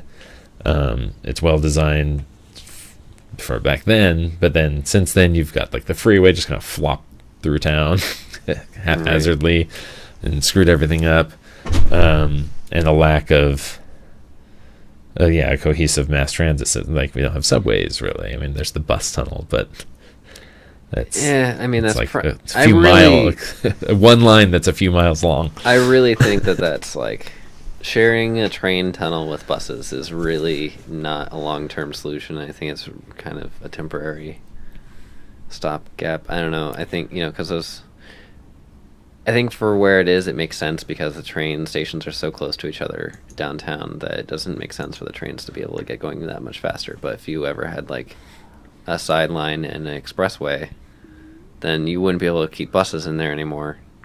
Because every other transit system that has an express that will bypass stations needs places for things to get out of the way. I remember being in Japan, and you're waiting at the station for your local train, and you see an express blitz by you at 30, 40 miles an hour, and you wouldn't be able to keep a bus in the same space. That's fair. But I think, your initial point of it being that it's so close together that you wouldn't really be running expresses through there ever. Yeah, exactly. Right now, our light rail is still in its point where, no train skips a stop. There is no such thing as an express light rail now in Seattle. Or many other cities that have pretty small light rail setups. You'd have to have, a minimum of, 3 sets of rails or 4 instead of 2? I mean, at least at the stations. Increase. So, what you'd have to do is you'd have to have your local train be able to pull over for the stop. And then the expressway gets to go on the straight line. Which, you can time that all out, I guess, and the express wouldn't be able to run at full speed, but it'd still get there a lot quicker than if it was having to putter along. Yeah, you'd have to have it set up so that, as the express approaches, all the local trains pull over to let it blitz by. Or just time it so that it goes by when they're already at the stop, and then just throttle it. Yeah, that's kind of the way it would have to be. So we're not gonna have that anytime soon. No, we have trains now. It's just every time it rains, they get the landslides. Oh, Amtrak, yeah. Or the Sounder, yeah. And the Sounder. I don't really count those as true. I don't know. That's not. I wouldn't count that as true. The people commuter. use it quite like it. It's true. When it's running. Yeah, I mean, the Sounder is kind of like Caltrain, It's a train that runs on freight tracks. Yeah. Well, that's the funny thing. So if there's a landslide a freight train can go by as long as there hasn't been a landslide in the last like half hour or something like that. Because it's you gotta get through, and there's how many people even on a train these days? Like half dozen dudes or people, On a freight train? Yeah, like maybe if that, like maybe 2-3 people. And then they're trained professionals, presumably, right? I don't know, but a commuter train has to be no landslides for the last 48 hours. And sometimes of the year when it's heavy rain and stuff, there's like landslides are more frequent than every 48 hours. So it's like not a super huge danger or anything, but those trains just don't run. Yeah, and that's a problem of the fact that we're trying to put people on a freight line. Yeah, and the freight lines, when they designed them, didn't mind going around on these steep slopes around from the north end down to downtown. It hugs the coast, and it's basically hanging on the edge of a sheer cliff. Yep. And a lot of places along the west coast. Yeah. Here, the trains on the cliff. They put a lot of trains on cliffs. In the mountains, they're on cliffs. They didn't have a space for them. They're just sort of like, here's a spot for you. I remember being up in Canada, up in the Rockies, and walking along. There's like a path, a cut into along a ledge or a widened ledge, and there's like a road down, a couple 100 feet below at a not straight down but extreme angle, and there's no railing. And I'm just thinking like, wow, even in like, because this wasn't just like some path, it was like an official A to B marked trail and everything. I'm like, at least in Washington and around here, you would never have that. Like there would be a railing. This, they had like a garden hose with like slacks like stapled to the wall, so there was like kind of a handrail on the sheer rock side, and then there's like this 6 foot wide gravel path, and then a 80-degree drop down to a 2-lane highway 100-something feet below. Yeah, and it wasn't horribly terrifying or anything, but it's like, wow, you're one mistake away from done. Well, see, what they would have here is they would have something to stop, stuff from coming down on the cars. They'd protect the cars from the people. There'd be the rock net or something. Yeah, to catch both the falling rocks and the falling people. Yeah. All right. So, is there anything else you want to talk about? Well, I got you here. Any other cool technology stuff you've heard about lately, or?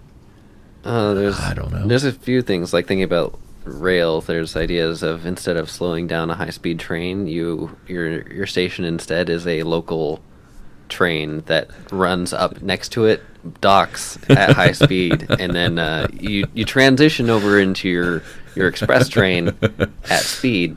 And then I was thinking about that, like what would happen if someone got stuck in the doorways between the trains and the tracks. Well, the tracks will diverge because you can't really do, if you pull more than 1 G of acceleration, people are going to fall over and everything's gonna, so how much, we could figure, I'm not going to right now, but we could figure this out without too much difficulty. How much space would it take, assuming maximum acceleration and deceleration of 1 G to match, from 0 to match a train going like 300 miles an hour, and then slow back down? Yeah. This isn't going to be like a station that's going to be like a couple miles long. No, yeah. The thing I saw about it was not very explanatory at all, but it was just an idea. But it, on paper, it increases the efficiency of the high-speed train massively because it doesn't have to slow down. So what I would envision an application of this would be like, maybe there's a local train from Seattle to Olympia or Tacoma or something, and a high-speed rail line that goes from Vancouver, BC to, I don't know, LA or something. And that train doesn't slow down once it's at speed. And in order to transition onto that train, you get on the train that's the other high-speed train that goes from Seattle to another. So some section of the track between Seattle and Tacoma would allow that local train to move at at super speed or whatever, and match. And match the other train. Could, grab onto each other. Yeah, they dock next to it while in line with each other. That makes more... And then they say, like, okay, this is the time to move if you're going on, like, go. And then, people who are getting off at that station locally move off the high-speed train to the... So basically you just got to get onto the, like, it's like the collector-distributor lanes for the freeway, but at just much more massive scale. Yeah. So it's like, I'm coming south towards Seattle. Mm-hmm. I know that, once I'm south of Everett, once it goes bong and the local train gets on, I got to get on that train or I'm going to Tacoma. Yeah. Yeah. Okay. So that would be an interesting application of that, and, maybe things get, you can go really fast between places. Oh, boy, will it be a calamitous clusterfuck when it inevitably fails someday. That's what I was thinking about, was, like, what happens if you so say you've implemented that, you've got everything set up, and, people are transitioning in between, and someone gets stuck in between, like, the doors or something. Is there, like, a way that they sort of sweep you into one train or the other? Do they, that's not like, even... emergency stop? What if it's even worse than that, because, like, right now, train brakes and stuff are fail-safe, so if something goes wrong, the brakes engage. Yeah. So that means that if something went wrong on one train, it would have to be connected to the other train in some way. It could convey the information, I'm about to slam on my brakes. Otherwise, that's way worse than, that, like a big broom would solve your problem, just like, or a hook. Or just having the ramp be on one train or the other and tilt back the other way. They'd roll back in or whatever. Well, yeah, I was thinking about it, like, obviously there'd have to be a way of, like, the trains remain in a state where, like, if anything happens to it, like... They're physically bonded. You've got so many places, like, you've got so much distance for them to separate. Like, the transition of people is ended for, like, 5 minutes or 10 minutes before, like, the trains actually physically have to go away from each other. I mean, that's the only way it would work, 300 miles an hour in 5 minutes. You've covered a lot of ground. Yeah. But yeah, no, that sounds much more feasible than the way I was thinking of it. When you first said it, I mean, I could see something like that. The other idea around that is you have modular trains that can, like, say you get on the train car section that will, like, detach and, like, get. I believe they do that in Japan now. The other side. That the trains will, because I'm pretty sure I watched the Top Gear, where they were afraid they'd lost or they got on the wrong train or that one of them went to the next car and then they were separated or something. Oh, interesting. Yeah, I was thinking more like, you get loaded into a pod and the pod gets, like, shoved over or something. Well, and driverless cars could do something similar on the freeway. If you program your car where you're going, if you're going long haul, it'll get you in the left lane, cinch you up with another dozen cars, and you'll ride inches off each other's bumpers and slipstream, all probably slave to the car in the front. Yeah. And it'll just jug along, and then it'll load balance you in your position in the queue or whatever, and you'll just peel off. Yeah. And that's something, not with all the drafting and stuff, but was it one of those Schwarzenegger movies? Was it Eraser or Seventh Day? One of the I don't remember, but I think the cloning one. And that's how when you got on the freeway, your, like, steering wheel shrunk down and the car went in auto mode. Yeah. And drove itself. And then on the off ramp, it, like, and gave you back manual control. Yeah. So something like that, I think, could give you a similar result to what you're talking about with a modular train. Yeah. Yeah. So you get the efficiency of long haul, but the flexibility of local service.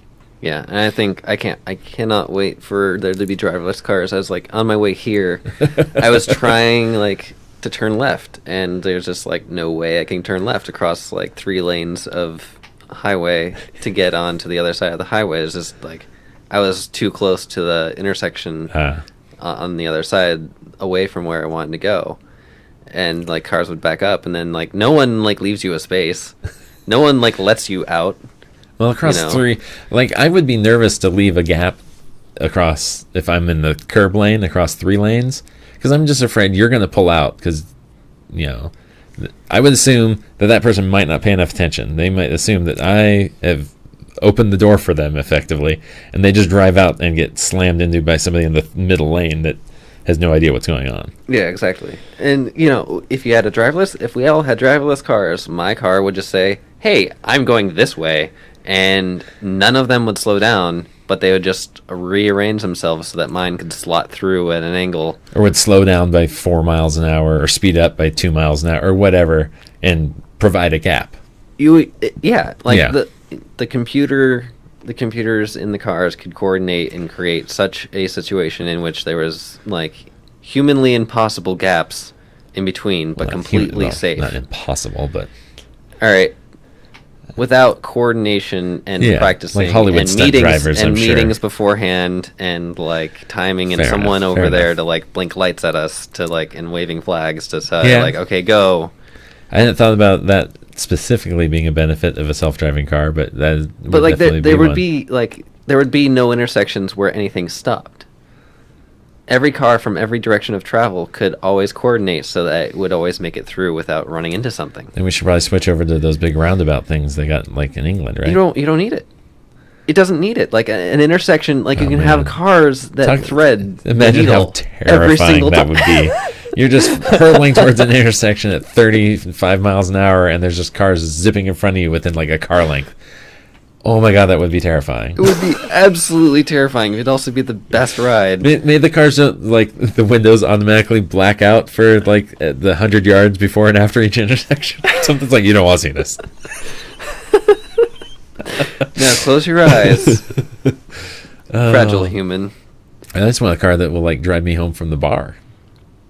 Yeah, that would be great too. Or, like I'm on the bus now, and that's when I watch YouTube videos on my phone or read a book or Or imagine like for people who type of have stuff. like hours long commutes where you do your first hour of work on the way into the office and you do your last hour of work on the way out, and then you're just on your computer or something. checking your email and whatnot.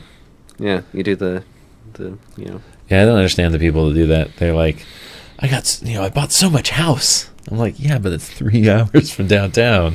I don't want to, start giving up significant percentages of my life to commuting. Yeah, I don't know. The more I think about driverless cars, it's like a machine is so much better at navigating the rules and the coordination that is required to do this that, Yeah. I mean, all people say this, but I do think I pay more attention than the average driver. And I will happily concede that a driverless car done well will be a way better driver than I am. Absolutely. Than pretty much any human being. If only because it never wakes up on the wrong side of the bed. It never sneezes at the exact wrong second. It never looks away. It's never distracted in a way that's like, I mean, beyond the fact that, it might, like, if it, like, hard crashes and just, like, doesn't know what to do with itself and it, like, drives off the side of the road, like... And that's what, people have said, like, even at our work, we do AV systems and all this, and be like, this stuff never works perfect. Do you want this in your car? I'm like, this isn't a life safety system. This is basically, beta implementation of some cutting edge stuff that if it goes wrong, no one dies. So it's like, no, it's not built to the same standard. Right. A better example would be like airplanes. Mm-hmm. People don't want to own up to this, but airplanes pretty much fly themselves. It's robots flying you around in the sky. Yeah. I think this is my personal theory as to why we had that rash of pilots getting drunk and stuff. It's just like, all I do is hit the button and it flies there, so what the fuck am I, Why are you here? Yeah. Yeah. Especially why are there like two or tee people up there to just in case? It's like, one's probably sufficient, but... it's one of those things like... And that's the safest way to travel. Yeah. Is letting the robots do it. Yeah. So, that part of the driverless car doesn't scare me or freak me out. Yeah, I just think about, like, last night I was driving home with my wife and my kid, and someone, like, pulled out of a gas station, like, right in front of me. I had to slam on the brakes and, like, swerve out of their way, and I was just like, that wouldn't ever, like, be a problem. Like, that car wouldn't pull out of the gas station trying to get into my lane because they couldn't see me behind the other traffic that was stopped at the stoplight. Yeah. Like, well, anytime you have, like, the Aurora Bridge used to not have it. I think there's some kind of, like, a cable barrier or something now down the middle. But before, there was nothing. So you're basically traveling at freeway speed with somebody else coming head on at you, like, 3 feet to the left.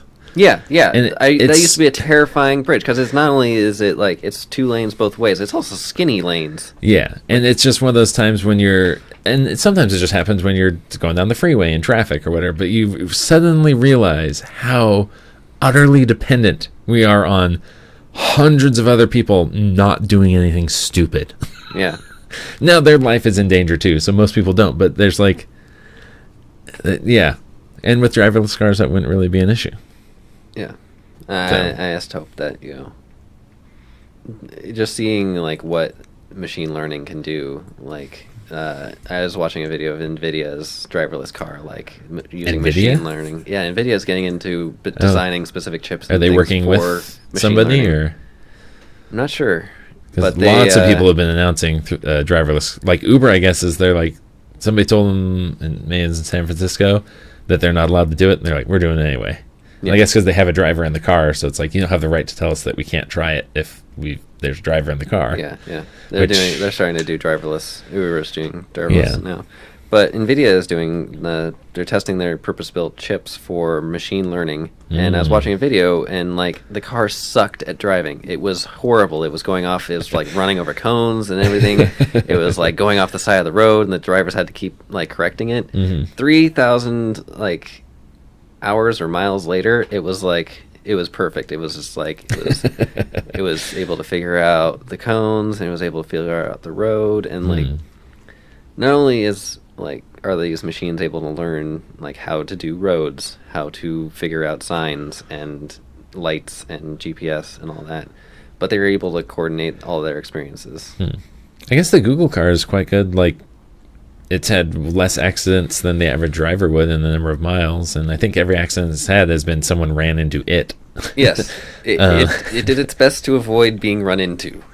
It does, I guess, have some issues with rain, which is why you don't see Google driving their cars around in Seattle, I guess. But both because the traction is different and everything gets shiny. Yeah. So being able to differentiate what's the road and what's not, I guess, gets more difficult. Yeah, if you've got more reflections, it's gonna. Yeah. These are all based on laser, radar, lidar.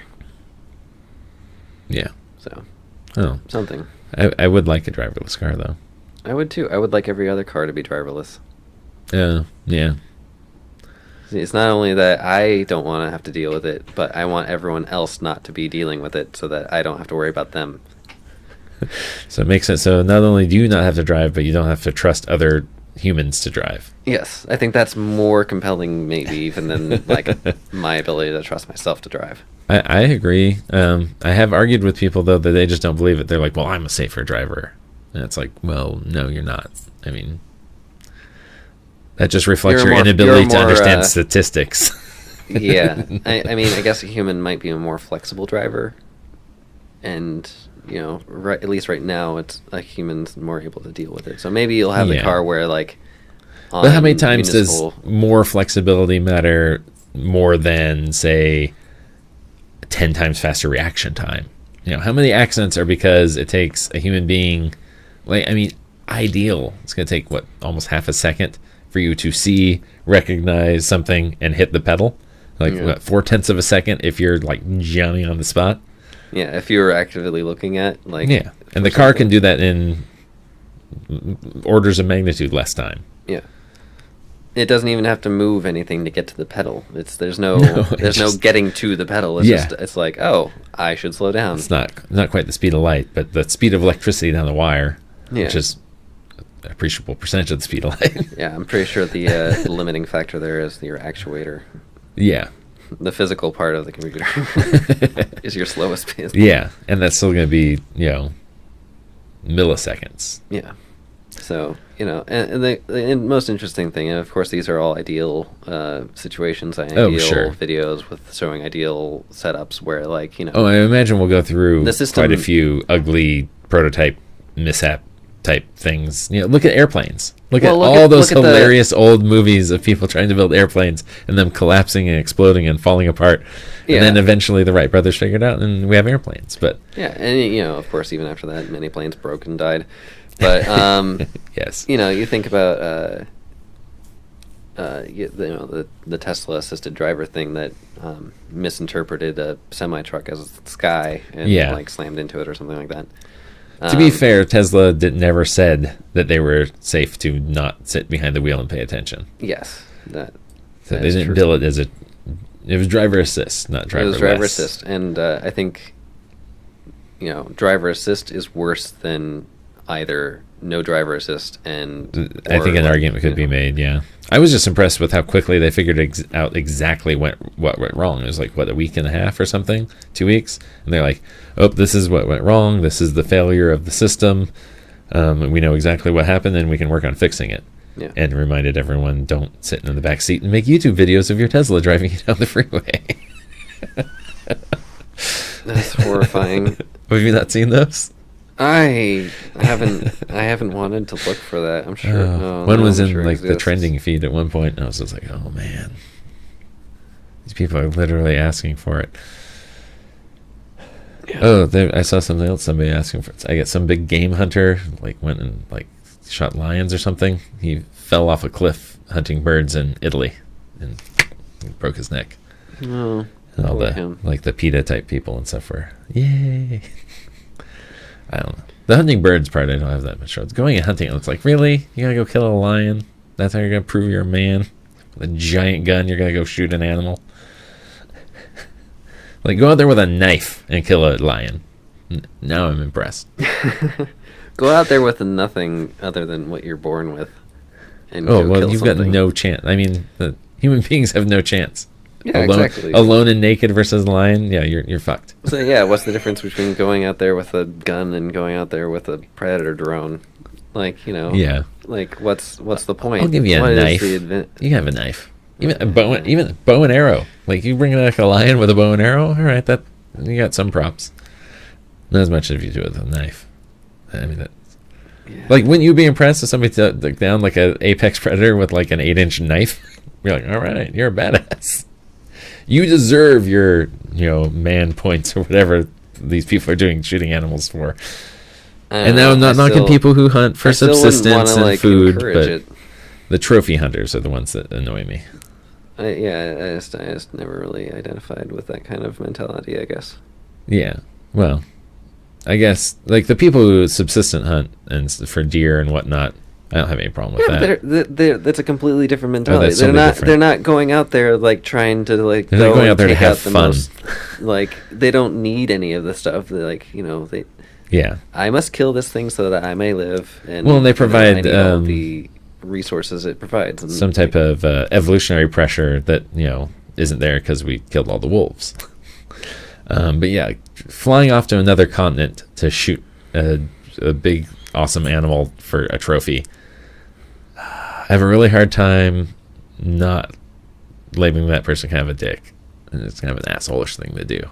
I absolutely would label him that. I would love to go and take pictures, shoot them with my camera.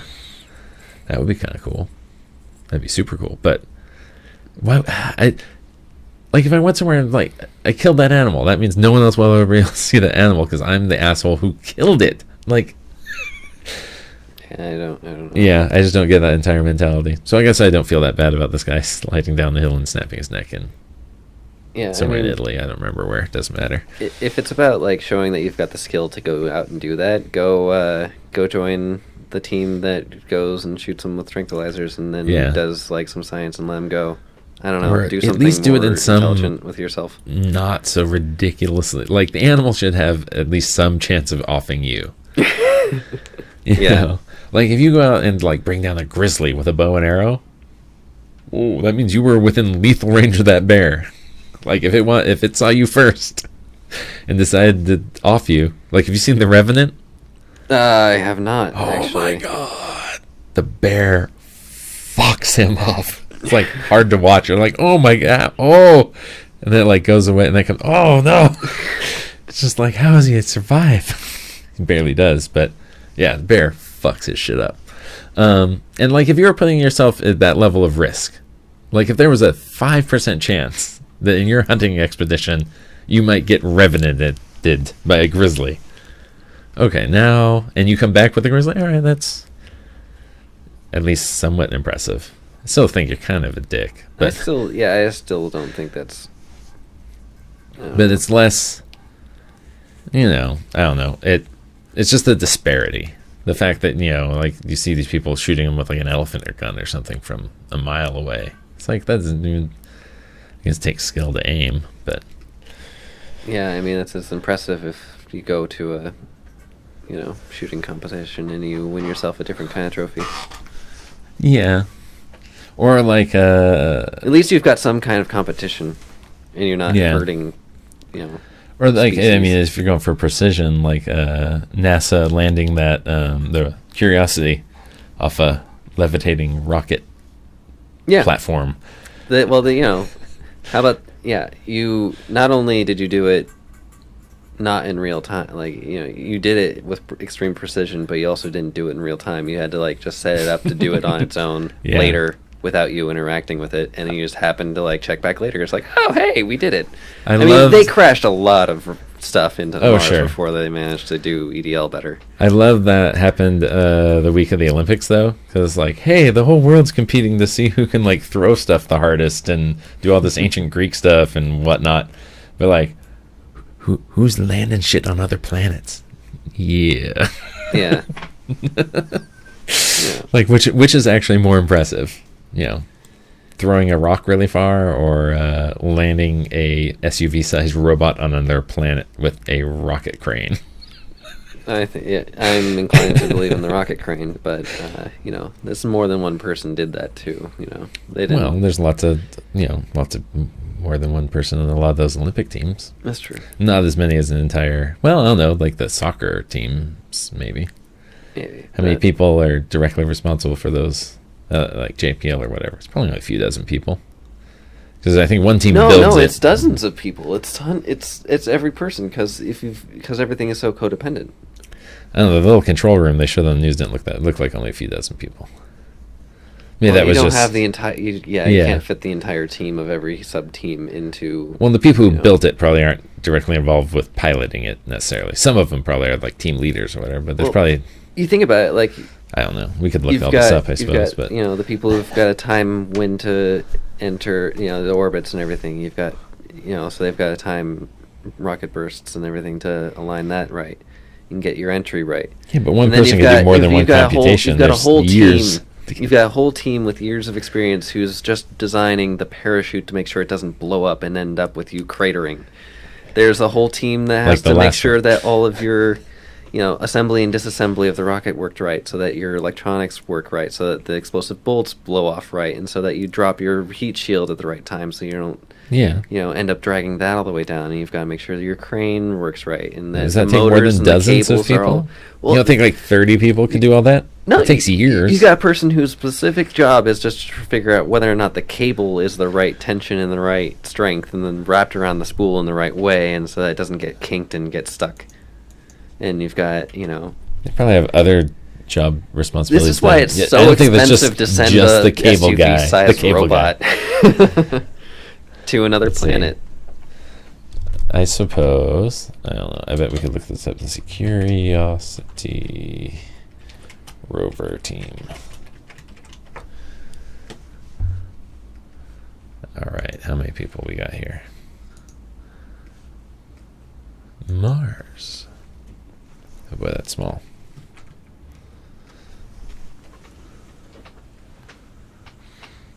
Wow, hardly anybody. Those are just the chiefs. Okay, you're right. Well, no, analyst, mission operations, scientist, engineer. That's exploration team. So those are the people that are in charge of making it do things after it's landed.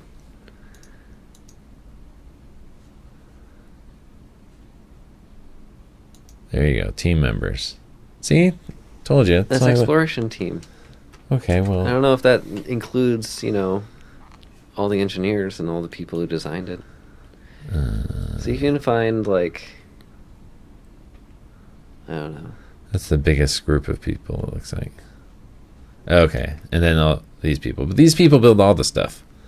I guess so. So, yeah, there's the build team, and then they hand it off. I'm pretty sure. Yeah.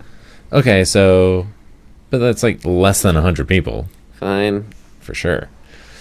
It still seems like a lot of people, and there's a lot of prerequisite information that you have to get in deal with. Yeah. Well, you're like, what's that? You're standing on the shoulders of giants, as it were. But that's, aren't they sending more of those up there? Of that size? I haven't heard of anything. There's probably tons of plans of what they've got going on, but they don't have much of a budget. I know, it really annoys me. They keep saying a fraction of a percent of we're going to GDP. Mars in this year.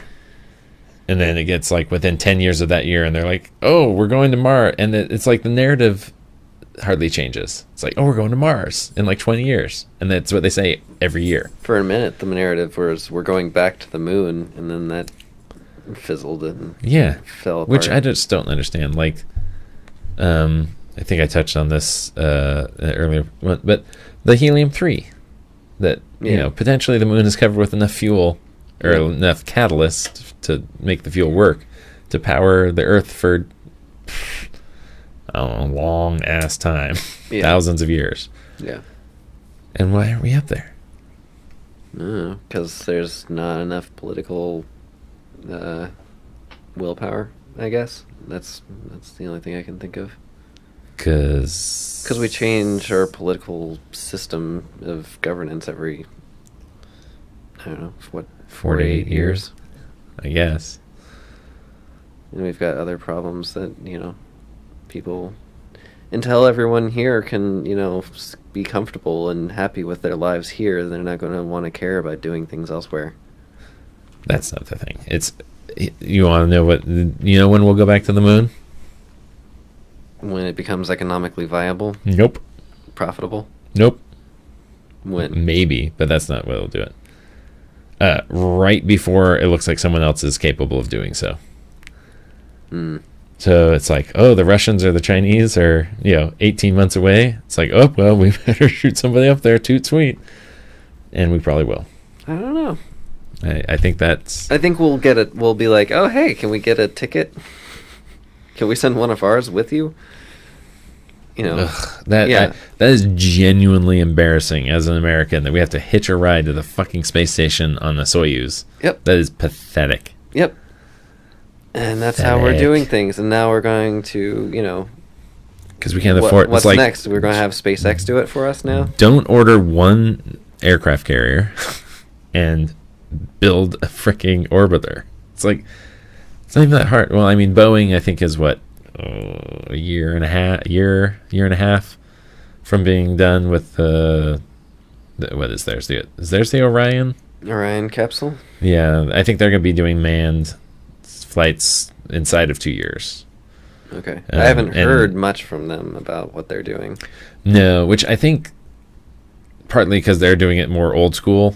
They're kind of trying to recreate completely... I think they're rebuilding a NASA program, basically, where SpaceX is trying to reinvent the wheel.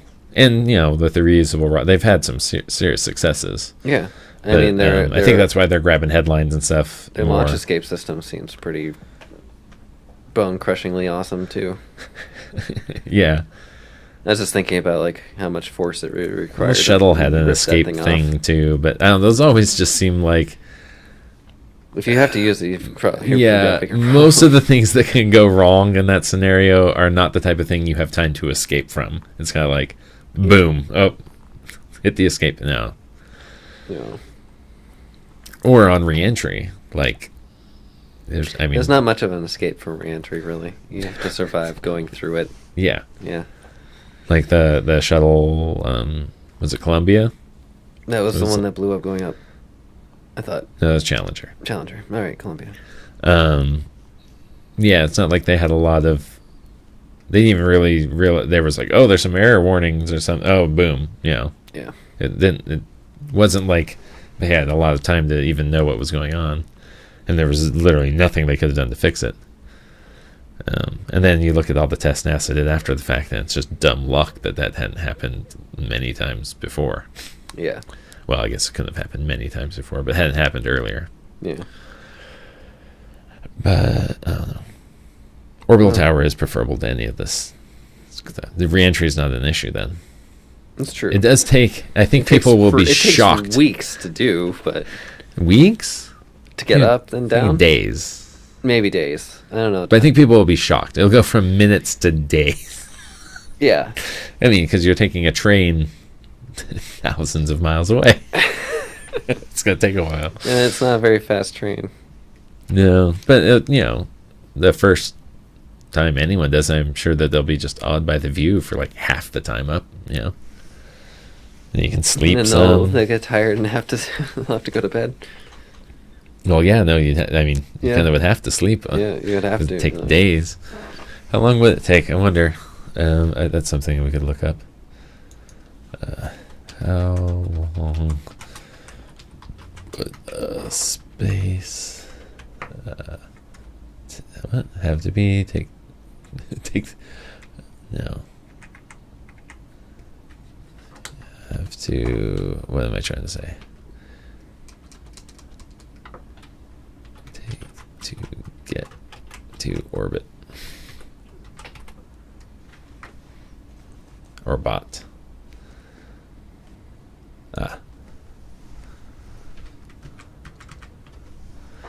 Okay.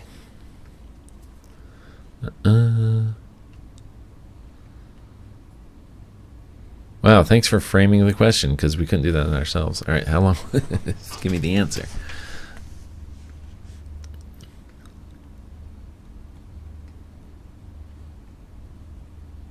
Okay. Sure. 2.5 days.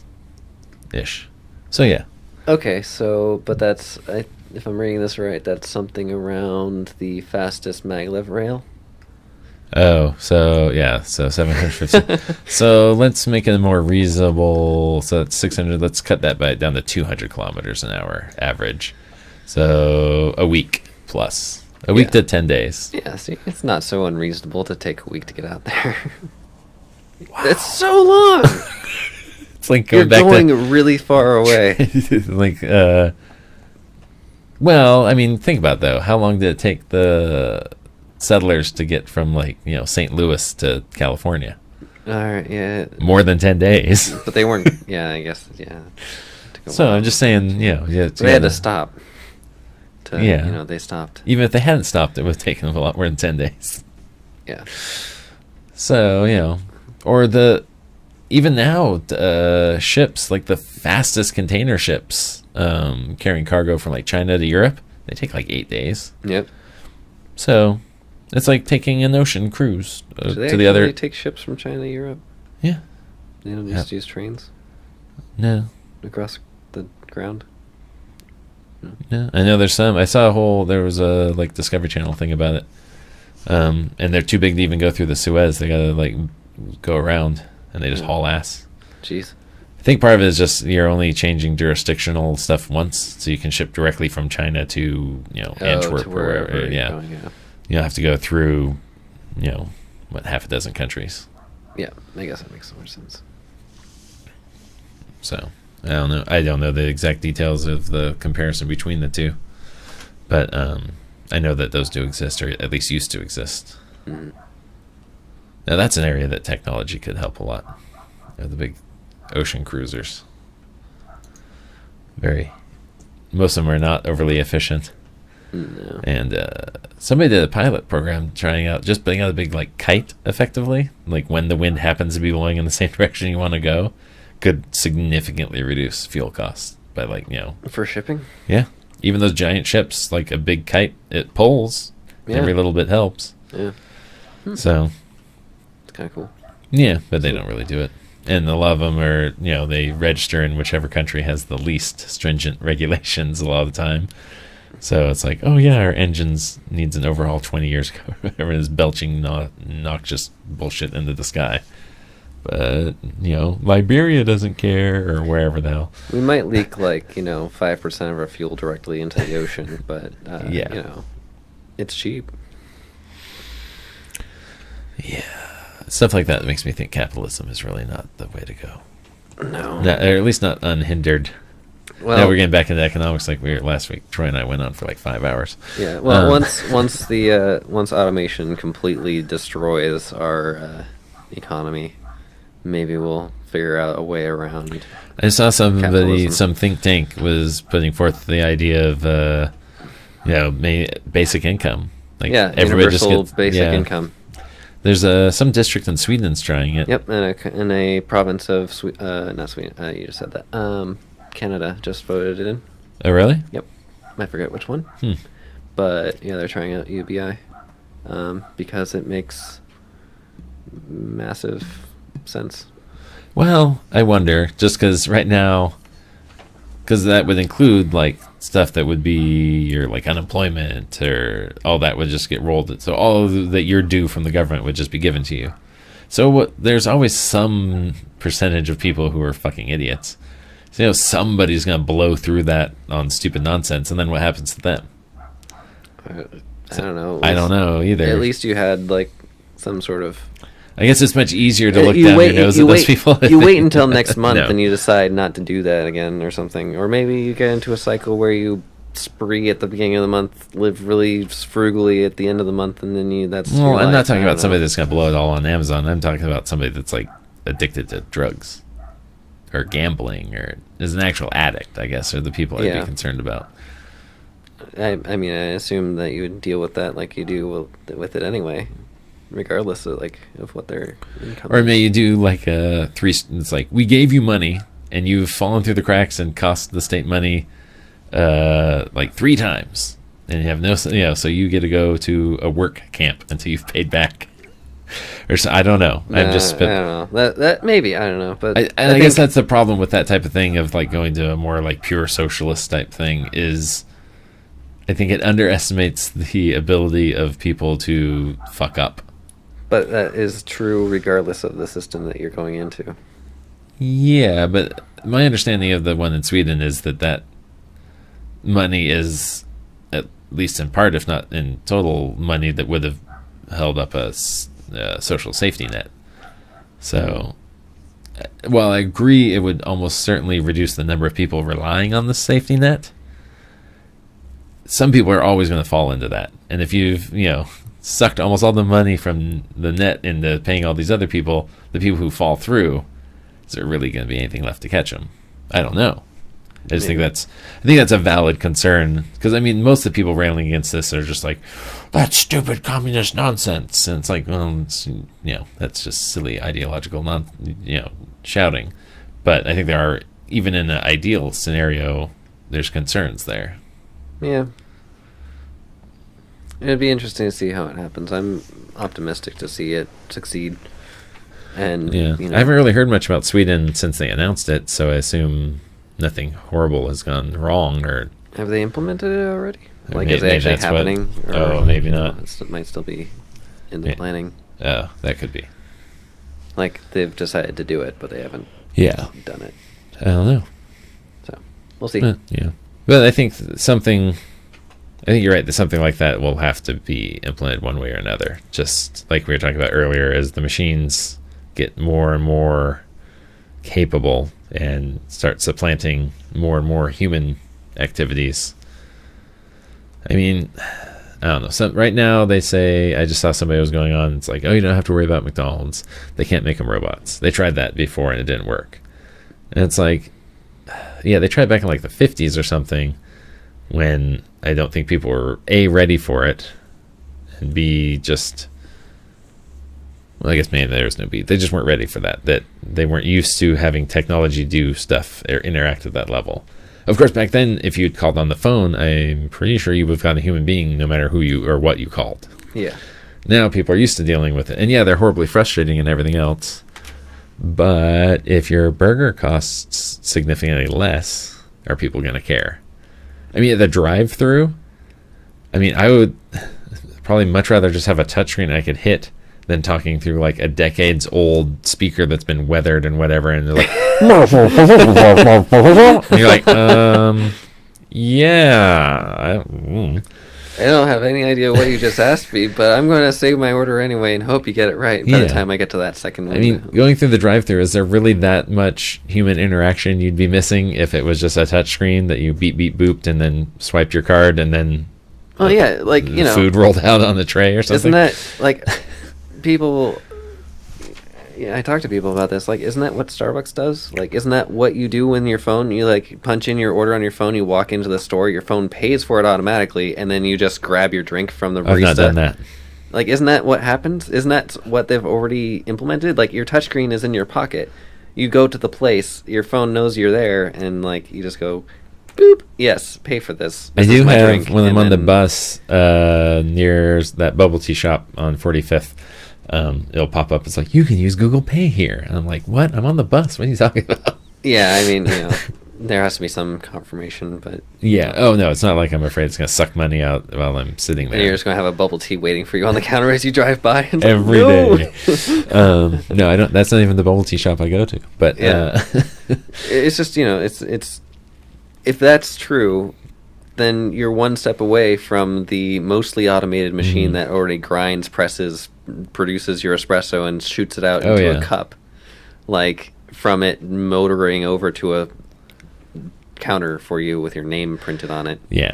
And also, like, when I call and it's on the phone or something, and it's just a computer, most of the time... now, if I'm, like, 3 levels into their phone tree from hell, I change my mind. But usually it's like, oh, good. I don't have to... deal with like some random person in some random place, trying to make small talk and be polite with me or whatever. It's like, I don't care really. Like, I'm not trying to be mean or anything or dehumanize these people, but from my perspective, they are just some cog in some giant corporate machine that I will never meet or know. Like, it's like what was that from Fight Club? Single use friend, like the friends you make on an airplane. It's like that, but even more ephemeral. Yeah. It's like you're literally just some voice. Really what you are is an imperfect interface between me and the machine you're typing information into. It's like, and sometimes I get that you're talking to this person and you're like, you're just looking at the same information I have on my web browser right now. In some you're cases, not doing anything. It's really frustratingly true. It's like, okay, I know your advantage here is that you've dealt with this more than I have, and that you might be able to understand my question more rapidly than I can understand the keywords to punch into Google to tell me what I need to know.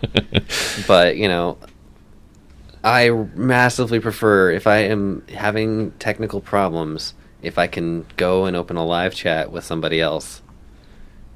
And, the live chat I have found. I don't even need to know if that's a human on the other end. What if it's just a Turing machine? But you can kind of tell too sometimes how many. You can tell the ones that they're just talking to you, and the ones that are talking to like 8 other people at the same time, because they'll pop back into the conversation and like ask for something you just sent, or like it's like, wow, you're either a machine who isn't quite passing the Turing test. Please connect me to Watson. Yeah. Or you're a human that's juggling like a dozen conversations simultaneously. It reminds me of that movie, Her, I think. Oh, yeah. How many conversations are you having right now? It's like 8,000. Yeah. It's like, oh, that was a question you did not want the answer to. I thought that was an awesome movie, though. I was amazed that no one put a limiter on these things. They literally just started selling unbound AIs into the public. It's like, all right, that is insane. Yeah. But yeah, no, that was a cool movie. Kind of sad. Yeah, but it had interesting. Oh yeah, way of just conceptually very cool, but yeah, the end is a little sad.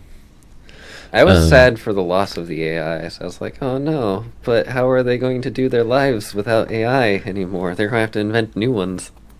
Just reboot the machine. Yeah. Oh. You're not allowed to leave. Have you seen Black Mirror? I haven't. Okay, you should watch. There's one episode I'm thinking of that, if you watch them, you'll know when you get to it, where they have a very interesting way of making your personal assistant. I won't ruin it for you. All right. But actually, something that just came to mind, and talking about ending on a sad note, there's just something came up that's a local Seattle issue.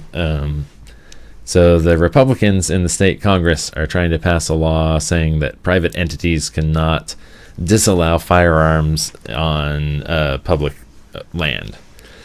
The upshot of that is that means people could bring weapons into Safeco Field, Quest Field, places like that.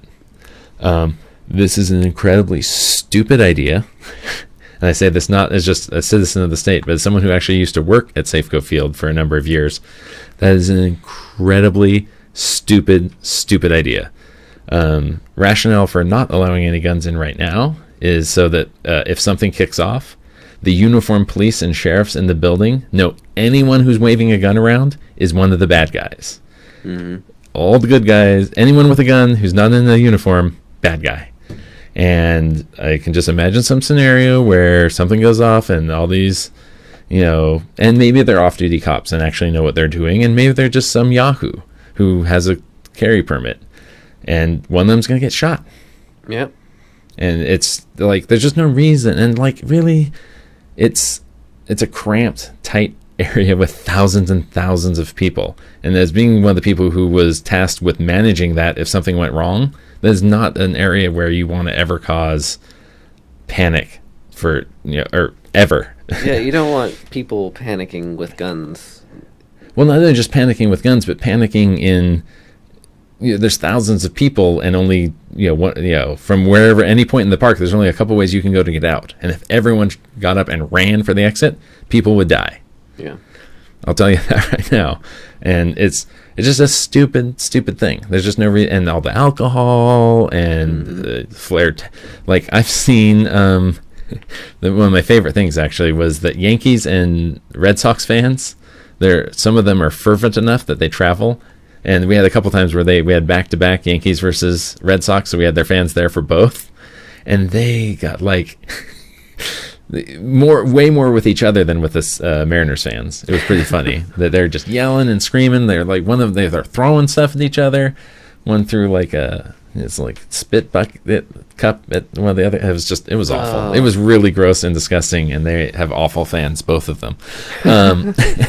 But I just and now we've added guns in the mix, so we've got drunk, angry East Coast super fans with guns shooting each other. Yeah.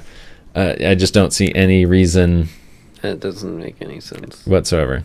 So screw you, Republicans in our state Senate. You don't know what the fuck you're doing. Stop it. And I call on everybody else to fight. I'm going to do that when we get off. I'm going to look up who I need to email and put in my 2 cents. Yeah. I'm pretty sure they're already a Democrat in this district and will be voting against it, but I'll double check. Good. So anyway, my little rant there. Are we good? Yeah. All right. Well, this has been the Real Ramble number 4 with my guest Chase this week. I want to thank him for being here and talking about all this stuff. Yeah. Thanks for having me. And we'll have I'm not sure who I'm gonna have on next week. I'm still lining that up, but I'll be back. Mm-hmm. See y'all then.